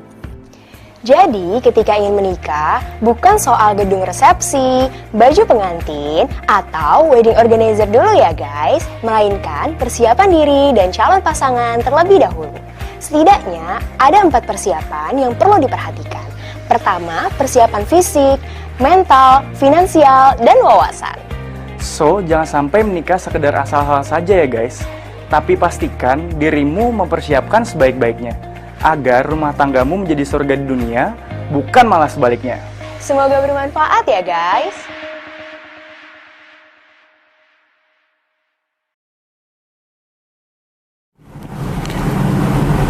Assalamualaikum warahmatullahi wabarakatuh. Salam, salve, Om Swastiastu, Namo Buddhaya, salam kebajikan, salam sehat untuk kita semua. Saya Reginald Luserang, Kepala Kantor Wilayah Kementerian Agama Provinsi Nusa Tenggara Timur. Dengan ini mengapresiasi kegiatan lomba English Speech tingkat SMA dan SMK se-Provinsi Nusa Tenggara Timur yang diinisiasi oleh Harian Pos Kupang. Kegiatan ini akan dilaksanakan pada tanggal 29 sampai dengan 31 Januari 2024.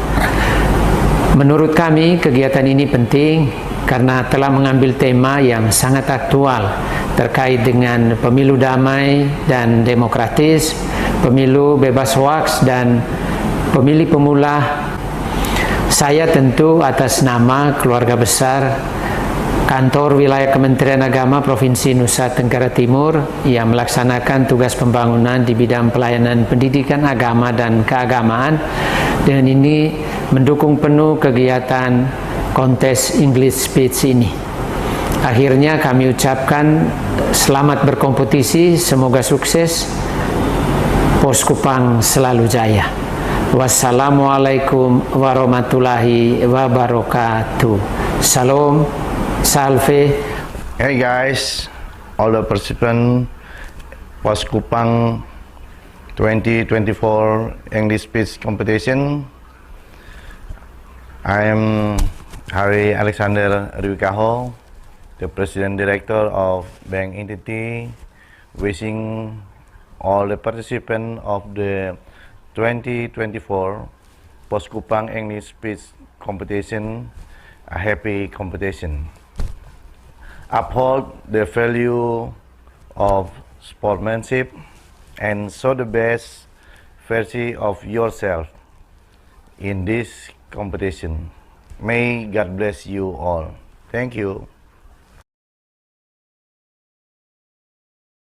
Hi everyone, I'm Rani and I would like to wish you all the best for your English speech competition hosted by Pos Kupang. I know you are very fantastic participants and you will make it to the end. Wish you all the best and hello from Sydney, Australia.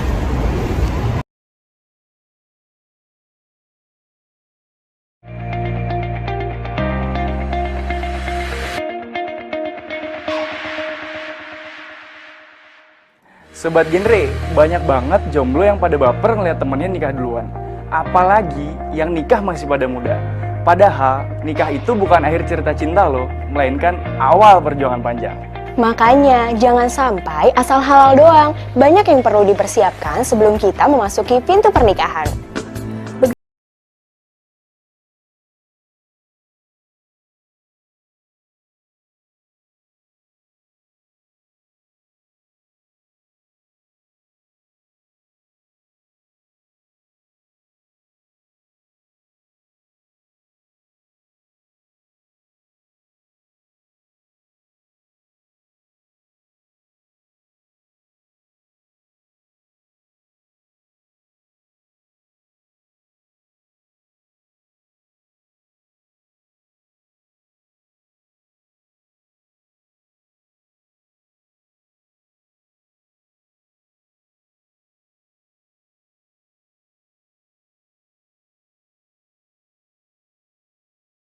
Akibat kurang kesiapan mental ini.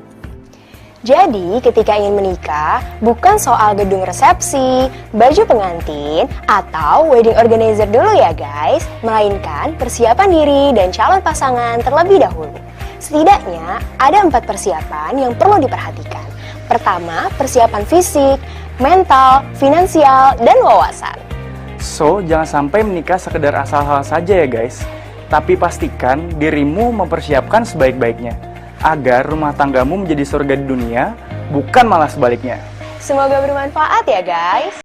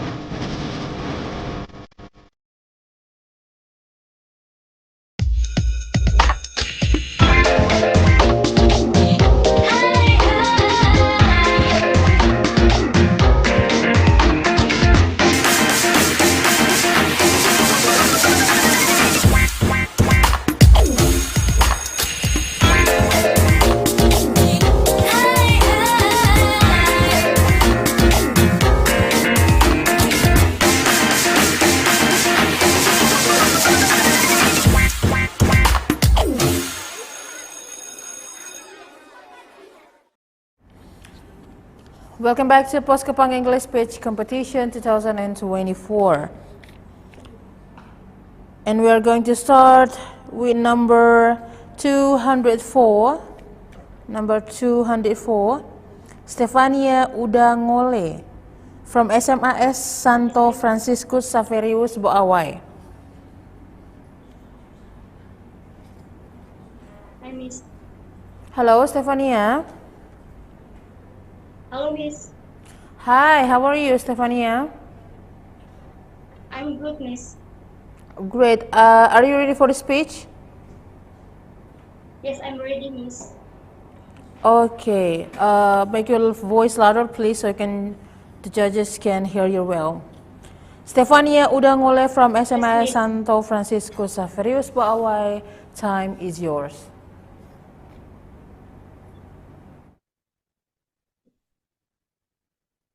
Good afternoon, ladies and gentlemen. I extend my heartfelt gratitude to the Honorable Head of the Department of Education and Culture for the province of Nusa Tenggara, the respective judges, and all the participants in the English Speech Competition 2024, who I'm hold in high regret. Before I commence my speech, I would like to invite you to express our gratitude to Almighty for His mercy and blessing, allowing us to gather in this auspicious place. Allow me to introduce myself. My name is Stefania Udangole. I'm a student of St. Francisco Saverius Boawai High School, located in Nagiki Regency, East Nusa Tenggara. Good afternoon, everyone. I appreciate the time and opportunity granted to me, enabling me to stand before you to deliver my speech. I hope each of you is in good spirit and health. Today, I aim to address you on the topic, the young generation leader of the future. Ladies and gentlemen, welcome to the future. Yes, you heard me right. The future is already here, and it is the hands of the young generation. The young generation is a generation was born in digital age. They have the access well information and insight. They are so brave, creativity, and innovative. In an era full of complexity and challenges, the young generation is much prepared to face them. They are not afraid trying new things. They have a vision for a better future. They also have the patience to make it happen. Ladies and gentlemen, the young generation is the leader of the future. They will shape the world of tomorrow. They will solve the problem we face. They will create a better future for all of us. However, the young generation cannot do it alone. They need our support. We need to allow them to learn and grow.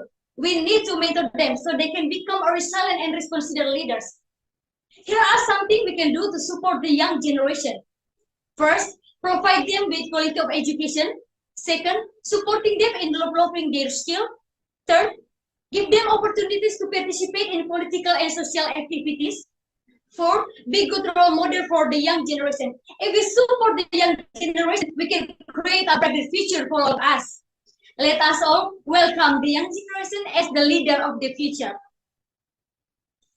Respected judges and staff attendants, the young generation is the hope of nation. They will bring positive change to the world. They will create a better world for all of us. In closing, I would like to quote the word of Nelson Mandela.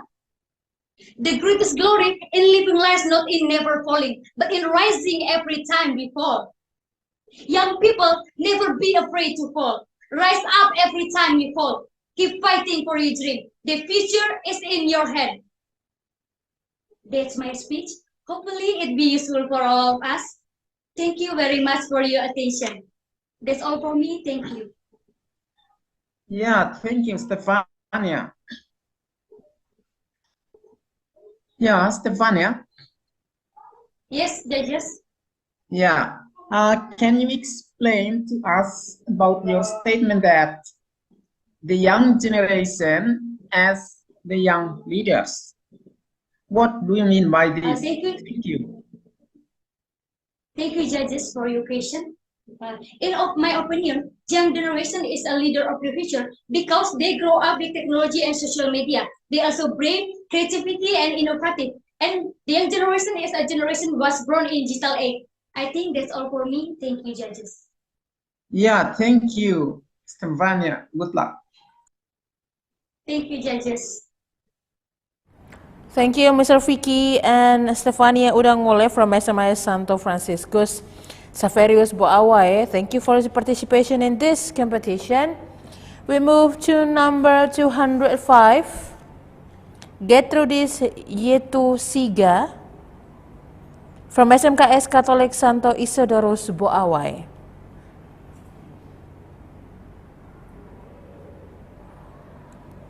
Okay, judges, we have an information that Gertrudis has a problem with the internet connection. We move to number 206. Number 206. Ramburut Juliana Samapati from Nusa Cendana International Plus School. Hello, Rambu.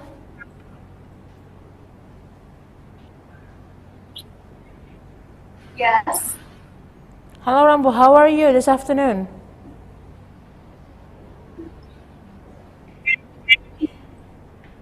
I'm feeling pretty good and honestly a little bit nervous. But wait, can you hear my voice? Yes, I can hear your voice.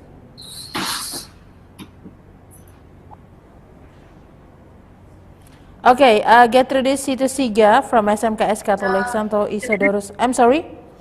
Rambu Ruth Juliana Samapati from Nusa Cendana International Plus School. Time is yours. To the honored judges, my respected fellow participants, and everyone who is watching or may watch this. Shalom, Assalamualaikum warahmatullahi wabarakatuh, Salve, Namo Buddhaya, good morning, afternoon, and evening to you, and may God bless us. My name is Rambu Ruth Juliana Samapati, but also called Rambu, and I am from Nusa Cendana International Plus School, commonly called NCHIPS, located in KUPANG.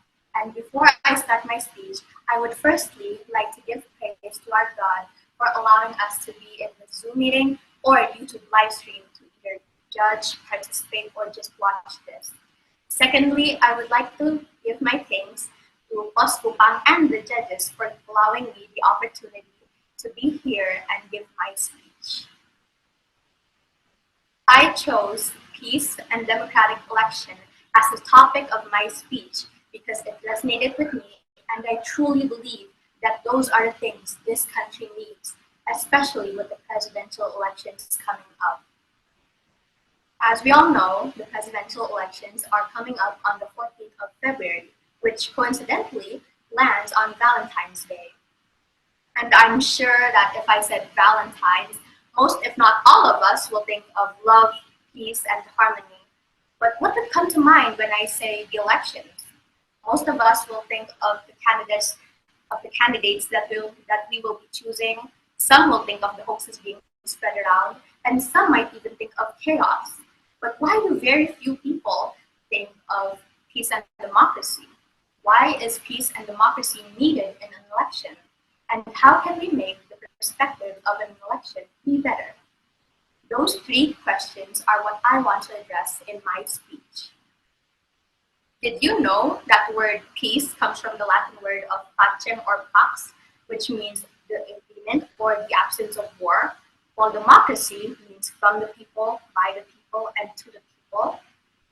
Indonesia is a democratic country, which means every voting or an election that we hold, we need the people's voice, because everything that comes out of that election or voting will come back to us, will come back to the people. But why is peace and democracy so low in Indonesia? I personally think that it's because in the world of politics, there are so many politicians or candidates or parties who do a lot of things to either be picked or win.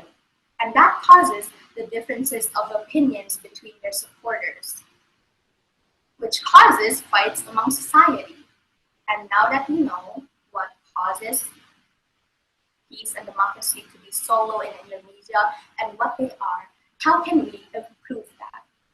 The first thing that we can do is to be tolerant of other people's voices and opinions. If you really can't agree with what someone is saying or what they're doing, you should always have a polite and peaceful conversation with them in where you can exchange your opinions and voices to form an agreement. The second thing that we can do is to research any information that we have received before passing it on to others. There are many things that we can do to achieve a peaceful and democratic election. But those two things are the main things that we can do. And all that was said was just a small snippet on why I think peace and democracy is needed in an election. And I hope everything that I have said right now could have resonated with you and you can think about that. Thank you for the opportunity. Wassalamualaikum warahmatullahi wabarakatuh. Shalom, Salve, Om Santi Santi, Om Namo Buddhaya. Good morning, afternoon, and evening to all of us. Yeah, thank you, Rambu. Yeah, Rambu. Yes. In your opinion, yeah, how to create a democratic and peaceful election? Thank you. In my opinion, there are so many things that we can do to achieve that said peaceful and democratic election. The first thing that I have said was to be tolerant of others. The second thing is to search any information that we have received before passing it on to others, because that information can lead to many fights or miscommunications. And I think those are the two main things that we can do. Thank you. Yeah, thank you, Rambo. Good luck. Goodbye.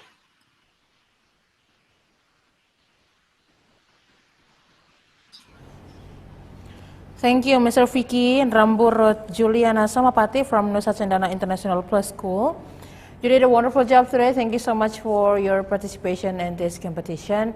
Say hi to your friends and teachers at your school. Okay, we move to number 207. Ignacia de Loyola Meto from SMAN 4 Kupang. Am I audible? Yes, Ignacia. Ignacia, how are you? Great. How are you? I'm good. Thank you for asking, Ignacia. Are you ready for your speech? Yes, I'm ready. Okay, good. Ignacia de Loyola Meto from SMAN 4 Kupang, time is yours. Before I start my speech, I would like to ask you guys here to stop from your activities or anything you do right now and start to think. Think about how big the potential of young voters in shaping the future. Like seeds that fall on fertile ground. Young voters have the power to build and change this nation. Dear honorable judges, ladies and gentlemen, good afternoon. I'm Yola, and today I would like to share with you the importance of unleashing the potential of young voters in shaping the future we desire. It's a known fact that young voters, typically aged between 18 and 35, constitute a large and influential group in elections. Unfortunately, their participation rates are still low. Ladies and gentlemen, based on data from the General Election Commission, in 2023, there are 204.8 million voters recorded in upcoming election. Remember, 204.8 million, but only 25 million of them are young voters. Can you imagine that? Like seeds abandoned in infertile soil, their potential has not been fully utilized in the political process. But have you ever think, why does this happen? Are young voters not concerned? No. As young voters, I will say no. That's not the issue. Many young voters care deeply about the future and hold strong political views. However, they face several challenges that hinder their active participation. These challenges include a lack of easily accessible information, apathy towards politics, and a feeling that their voices won't make a difference. Ladies and gentlemen, we should not give up on these challenges. Instead, let us view young voters as a potential agents of change. They have the power to shift the political landscape and bring about positive change. For example, just look at Greta Thunberg, who led the youth-led environmental movement. From her, you will see the immense influence of young voters, of young generation in driving social change. So let's get back to the topic, what we can do to solve this problem. Firstly, it is crucial for us to provide easy and open access to political information. We can utilize social media, online platforms, or educational campaigns such as TikTok, Instagram, or campaigns application to ensure that young voters have access to objective and relevant information. Secondly, we need to inspire young voters by showing them that their voices truly matter. They have to know that every vote they cast has an impact and can shape the future they desire. We desire. That's why education is really important in this case, because through education about election, young generation will have awareness about how important their voices to election and this nation. Ladies and gentlemen, for your information, the recent elections have shown a significant increase in the participation of young voters, indicating that when they feel heard and valued, they will actively participate. Okay, go back to the main topic, what we can do to solve this problem. Last thing, let us lead by positive example and inspire young voters. By what? We can engage them in political activities, provide opportunities for them to speak in public, and support their efforts to bring about positive change. We must acknowledge that young voters are a force to be reckoned with, and they need to be empowered to bring about positive change. Dear honorable judges, ladies and gentlemen, let us remember that young voters are our hope for the future.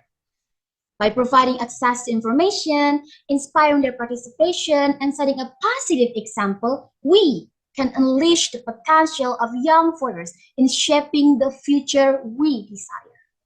Together, let us build a better future where the voices of young voters are heard and their dreams are realized. Because what? 2024, it is our turn as young generation to speak. Remember, only fertilized seeds will grow perfectly.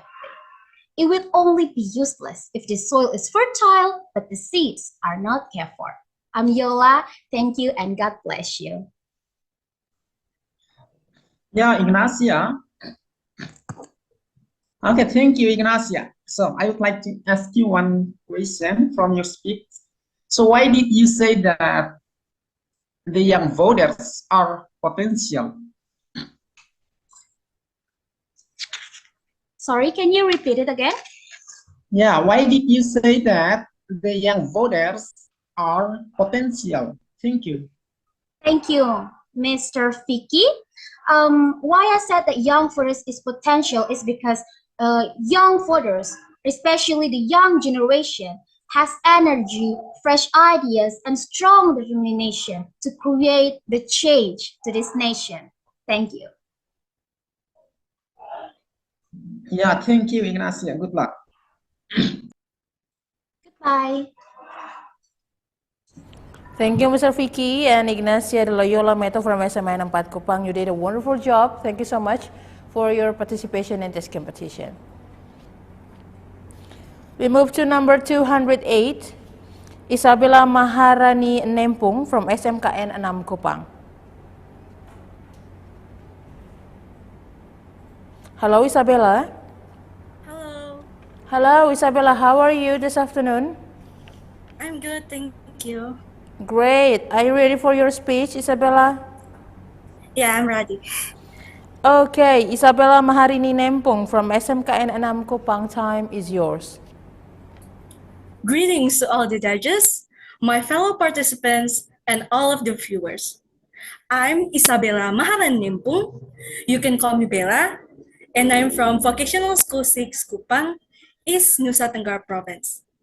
And it's really such an honor to be here today, and I'm going to deliver a speech with the title, Accurate Info, No Hots. A new year, a new life. The year 2023 has come to an end, and the year 2024 is off to a start. As we leave the old year behind and welcome the new one, we are also entering the era of a new government for our country, Indonesia. As we know, in 2024, there will be general elections that will be held all across Indonesia at once. In this year's election, technology become an essential object for availability of campaign and election purposes. The advantage of this year's election is the availability of many platforms and technologies to support the smooth running of campaigns for candidates. The use of technology, accessibility of information, speed of communication, and access to a wide range of political opinions. However, it is not surprising that with the development of technology, negative effects arise from the use of media platforms. One of the negative effects of using media platforms are the fake news or hoax. Fake news or hoaxes are information that is not true, but is made to appear as if it is. Fake news is used to confuse, inconvenience, and mislead people. With the increasing use of media platforms, it is not surprising that there are more and more people who utilize the use of media as a forum for spreading fake news or hoax. The spread of hoax has become a concern for social media users, especially leading in the days of election. Fanatical supporters exploit the use of news platforms to generate shared opinions that are made in such a way to criticize and eliminate the candidate's opponents. This hoax is created to steer a biased opinions of others. Although it is impossible to stop the production of hoax altogether, there are still ways we can prevent ourselves from being consumed by hoax and prevent the spread of hoax. First, be smart to respond and study the news received from social media. Second, always make sure the news that has been received is accurate and make sure the news we receive does not come from unclear sources. And third, do not carelessly spread hoaxes. Protect yourself and others from fake news. In the end, if hoax consume us, we have no one to blame. Because in the end, we are the ones who are ignorant and careless in using and responding the information we receive. So, let's be smart voters who are not consumed by hoax. Let's make the 2024 election a direct, general, free, secret, and fair election. That's all. Thank you so much for listening. 2024 honest election. Say no to hoax. Thank you. Yeah, thank you, Isabella. So, Isabella, as a young generation, what can you do to avoid hoax from the general election? Thank you. Thank you so much for the question. And a way to prevent ourselves from being consumed by hoax, especially leading up to the election, it is important that we must first make sure the news we receive is accurate and come from legitimate sources that is approved. And so we must not carelessly share news that we receive. Thank you. That's all. Yeah, thank you. Good luck, Isabella. Thank you. Thank you, Mr. Vicky and Isabella Maharani Nempong from SMKN 6 Kupang. Thank you, Isabella, for your participation in this competition. We move to number 209, Evangeline Livi Kesia Saefatu from SMA Negeri 1 Langke Rembong. Hello, good afternoon. Hello, good afternoon, Livi. I'm great, thank you. How are you? Sorry? Hello, can you hear my voice?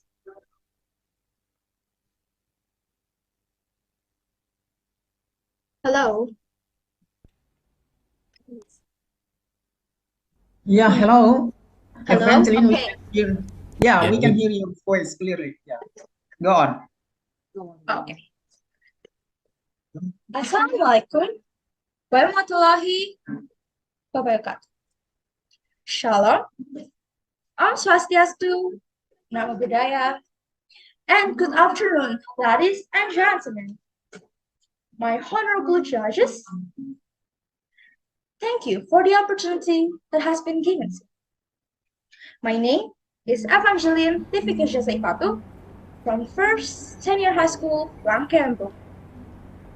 First of all, I want to increase my gratitude to God because of His mercy and blessing I've been given the bread of life, so I can join the speech competitions. The sun is very, very hot today.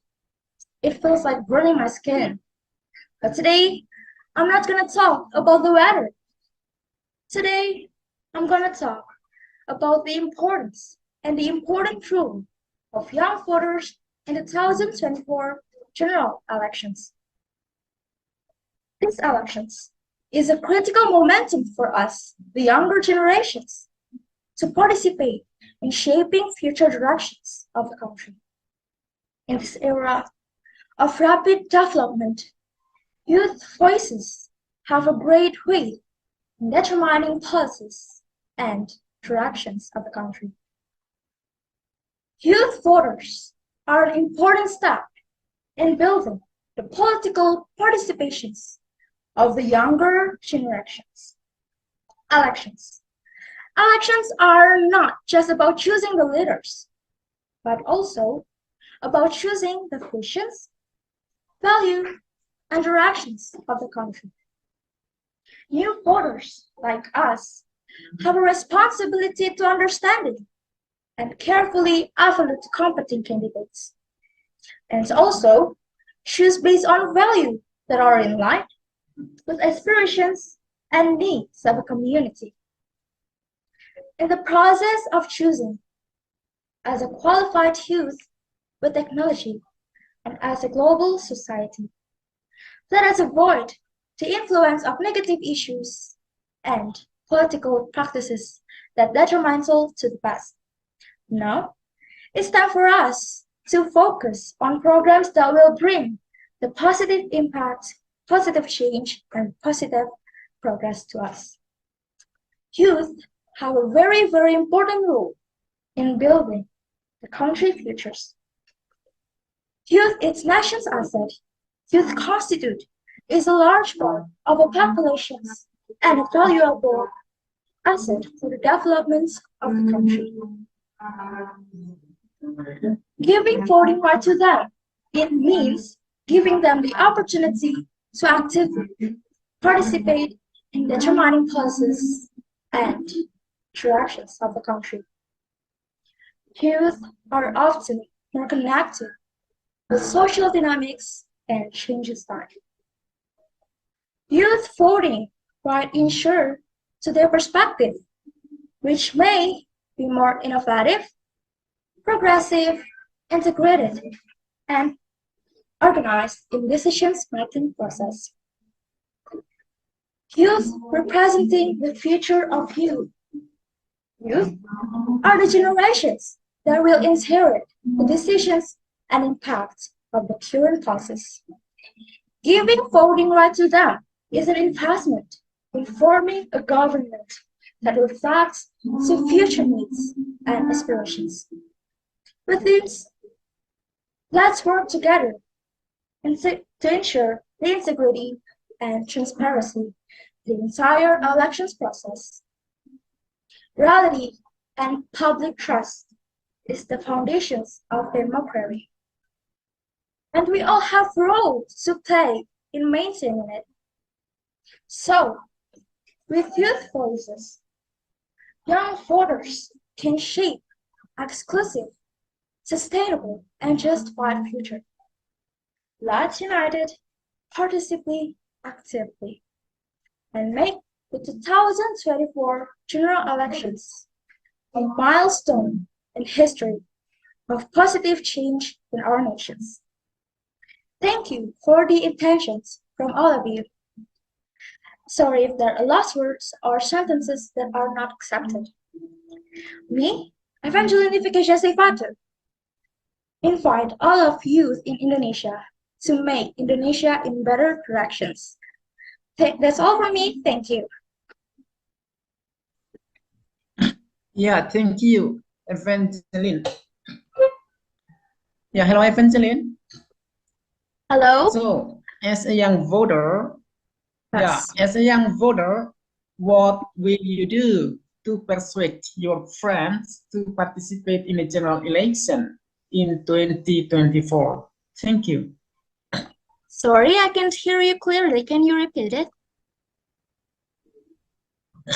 Yeah, Evangeline, what will you do to persuade your friends to participate in the general election to 2024? Thank you. Of course, as a global society youth, I invite my friends with starts with conversations. Sorry. Second, with informations about the elections, the right one, with critical thinking as a global society. Organize events, of course, and highlight the issues. Me, as friends, need to lead my friends to wisely use the internet because the internet actually have a lot of information in each candidates for each candidate. So we need to take it wisely to choose and take because as a successions of the country, we need to take it with critical thinkings. That's all for me. Thank you.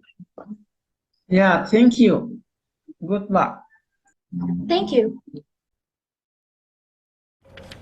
Thank you, Mr. Vicky and Evangeline Livi Keisha Seafatu from SMA Negeri 1 Langkerembong. You did a great job today. Thank you so much for your participation in this competition. We move to number 210, Tanti Mariani Kase from SMA Katolik Santo Yosep Kalabahi Alor. Halo Tanti. Hello. Hello Tanti. Tanti, how are you? I'm fine, thank you. Okay, are you ready for your speech, Tanti? Yes, I'm ready. Okay, Tanti Mariani Kase from SMA Katolik Santo Yosef Kalabahi Alor, time is yours. Shalom, Salve, Assalamualaikum warahmatullahi wabarakatuh. Good afternoon, honorable judges, ladies and gentlemen, and all of the participants. Thank you for the chance given to me. First of all, many thanks and grateful to Almighty God, who has given His blessing and help for all of us, so we can be here to join this competition. Today, I got an opportunity to deliver my speech on election with the title Smart Voter for Better Future. On 1995, Indonesia has taken place the first election. At a national level, Indonesian people did not elect Harris, the president, until 2004. Since then, the president is elected for 5 years term, as are the 575 member people representative councils of Dewan Perwakilan Rakyat, the 136 seat regional representative councils or Dewan Perwakilan Daerah, in addition to provincial and municipal legislative. In Indonesia, election is considered as democracy part. Elections are one of the most important processes that are required to run a democratic country, in which people have all of the power to choose their representative to run the country or state or region on their behalf. People with certain ages and voting rights are eligible to cast their votes in election. There are various methods of election use. It gives a long-term development of the country. Ladies and gentlemen, as we know, this is an obligation for every citizen to taking part in election. And I believe everyone has their own right to their voting. As young voters, we also have a role in this election. Young voters are the first voter between 17 years old and over. In society, they are considered as voters who have less experience on election. The initial understanding shows that in this millennial generation, they still moody in making choices. Is it changing their preference? They may even struggle in choosing. So this is the high potential for them not to vote. However, we don't expect this to be happening. The presence of the millennial in the election is not just. They also have a meaningful role. The role of the young voter in election is also important to determine the best candidates to lead and develop our country. It is their right and duty to choose the government at the same time. Therefore, it is necessary to make a cooperation between the government, General Election Commission or KPU, and other related institutions. Socialization and education can be some of the ways to help the young voters to choose the best candidates in election, besides based on the qualification considered. It is very important to give them understanding about election as a process of democracy, start from the mechanism in election, and how to choose the best candidates in smart way.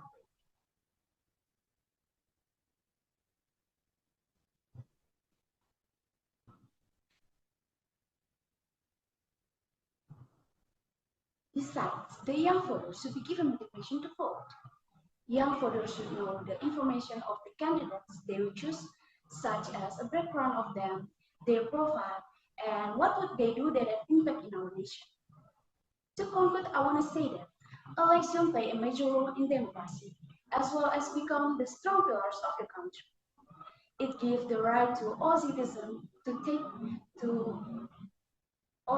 of democracy country to choose their government. Thus, all the people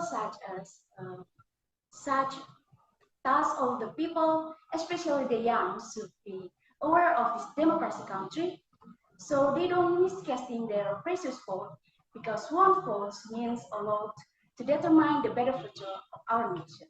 That's all of my speech. Thank you very much. Yeah, thank you, Tanti. So, Tanti, the question is how to be a smart voter. Thank you. Okay, thank you for the question. I will try to answer. How to be the smart voter? Smart voter, we should know the information about election, and we should know the best candidates will we will choose, such as a background of them, their profile, and etc. That's all of my answer. Thank you. Yeah, thank you, Tanti. Good luck.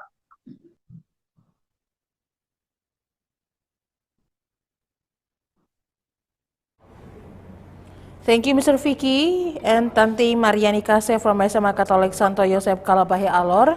Thank you for your participation in this competition, Tanti.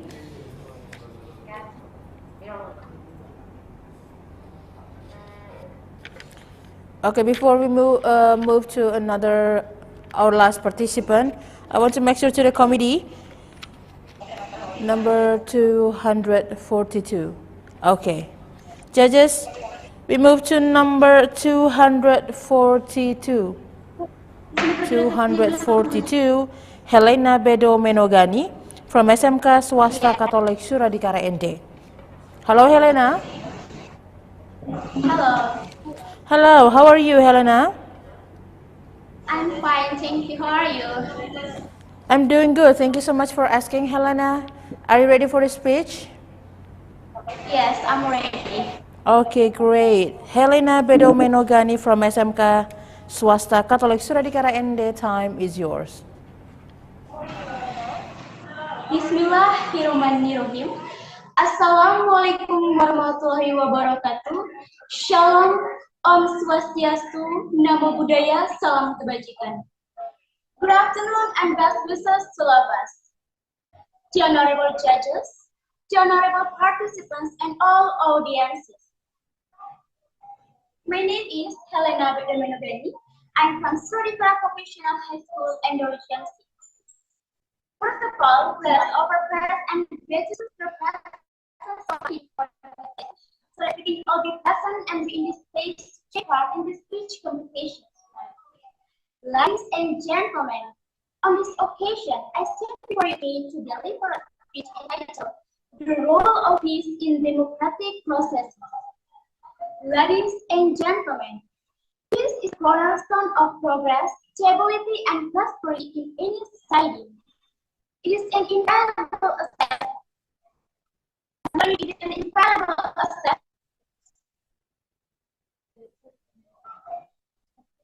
Peace is the cornerstone of progress, stability, and prosperity in any society.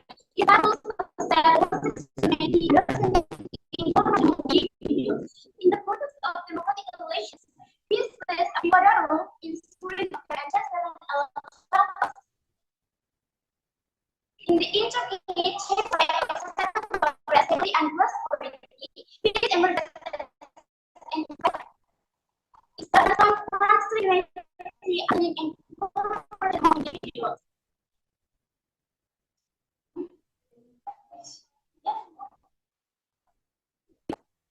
As the landscape of democratic relations, it often serves as a better agenda government. It becomes imperative to underscore the role of peace. Peace is not a passive quest to ensure that the flow of the electoral process to with fairness and transparency. Ladies and gentlemen, democratic elections empower citizens with their opinion and active to participate in governance of people. For legislation to fulfill their democratic mandate, they must be conducted within environmental processes by peace and tranquility. As we approach upcoming democratic elections, it is paramount for us to recognize the importance of maintaining peace throughout the entire electoral process. Political differences are inherent to achieving, but they should never escalate into violence or brutality that undermines the democratic behavior. Ladies and gentlemen, as we deal to peer into the significance of peace in democratic elections, it is essential to recognize that peace is not merely the absence of conflict, but a proactive process and environmental characteristics by peace and tranquility.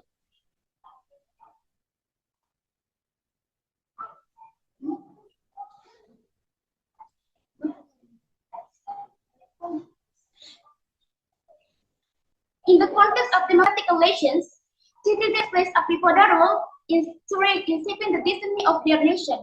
However, this power comes with a responsibility, the responsibility to ensure that the powerful of democratic election harmony. However, the role of institution in assuring a peaceful election is also transparent electoral system, unbiased media, and a strong rule of law are the full integrity of the democracy.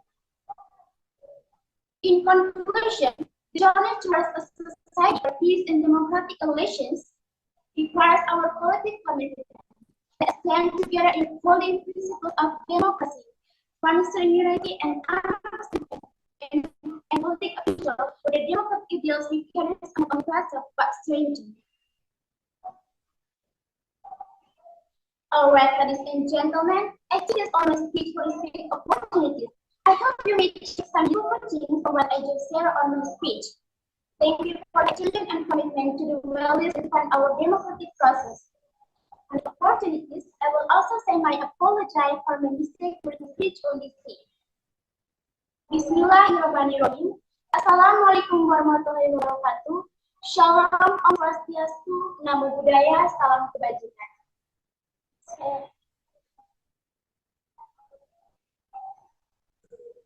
Yeah, thank you, Helena. Yeah, my question is, what do you mean by a peaceful and democratic election? Thank you. Can you repeat your question? Yeah, of course. Yeah, Helena, can you hear my voice clearly? Yes. Yeah, what do you mean by a peaceful and democratic election? Thank you. Peaceful elections, as I said in my speech, As I said in my speech, transparent electoral system, unbiased media, and a strong rule of law are the principles of a democratic society. That's all from me. Hello. Yeah, thank you. Good luck. Thank you.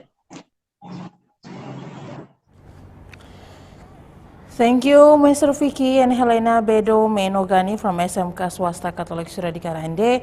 And Helena is our last participant. It means that we are at the end of our competition. KUPANG English Speech Competition 2024, second session today. Thank you for all the participants for joining this competition. Thank you for the teachers for your support to the students, and thank you judges for session 1 and session 2 today. And see you judges tomorrow morning on our last day of KUPANG English Speech Competition 2024. And for all the participants and teachers, see you in the KUPANG English Speech Competition next year. And I hope you guys have a very good evening. See ya.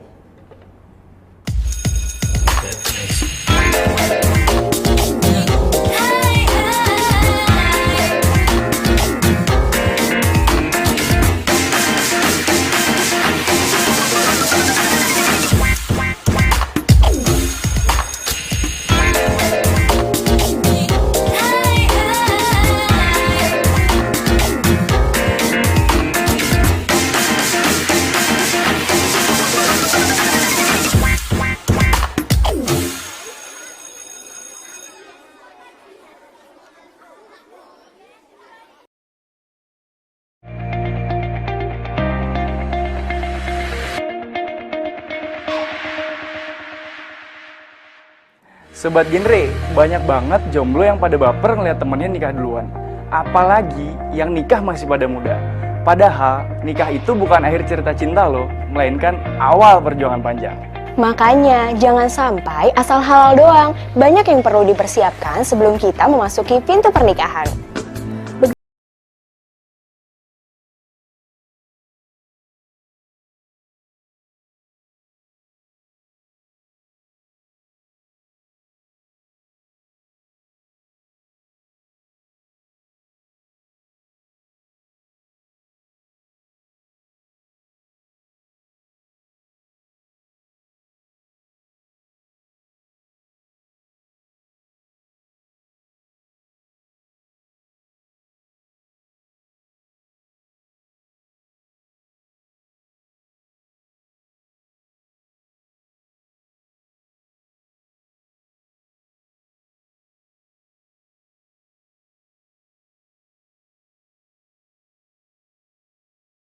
Akibat kurang kesiapan mental ini. Jadi, ketika ingin menikah, bukan soal gedung resepsi, baju pengantin, atau wedding organizer dulu ya guys, melainkan persiapan diri dan calon pasangan terlebih dahulu. Setidaknya, ada 4 persiapan yang perlu diperhatikan. Pertama, persiapan fisik, mental, finansial, dan wawasan. So, jangan sampai menikah sekedar asal-asal saja ya guys. Tapi pastikan dirimu mempersiapkan sebaik-baiknya, agar rumah tanggamu menjadi surga di dunia, bukan malah sebaliknya. Semoga bermanfaat ya guys.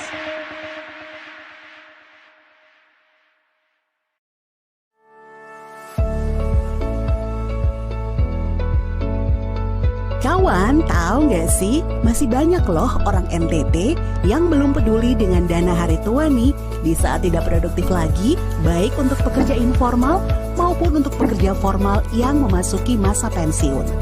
Nah, biasanya ada pertanyaannya, apakah kita masih produktif di masa pensiun atau di masa tua nanti? Apalagi dengan kebutuhan di zaman sekarang ini yang semuanya butuh duit dan modal untuk biaya pendidikan anak, biaya untuk modal usaha, dan juga biaya untuk modal di hari tua nanti. Karena itu, solusinya adalah Tenun NTT. Apa sih Tenun NTT itu? Tenun NTT adalah kepanjangan dari Tabungan Pensiun Bank NTT. Tabungan Pensiun Bank NTT merupakan tabungan berjangka yang pengendapan dan simpanannya sampai dengan jangka waktu batas usia pensiun atau BUP, jangka waktu usia keikutsertaan pembiayaan tabungan pensiun Bank NTT, minimal batas bawah 18 tahun sampai dengan batas atas 50 tahun untuk pegawai non-formal.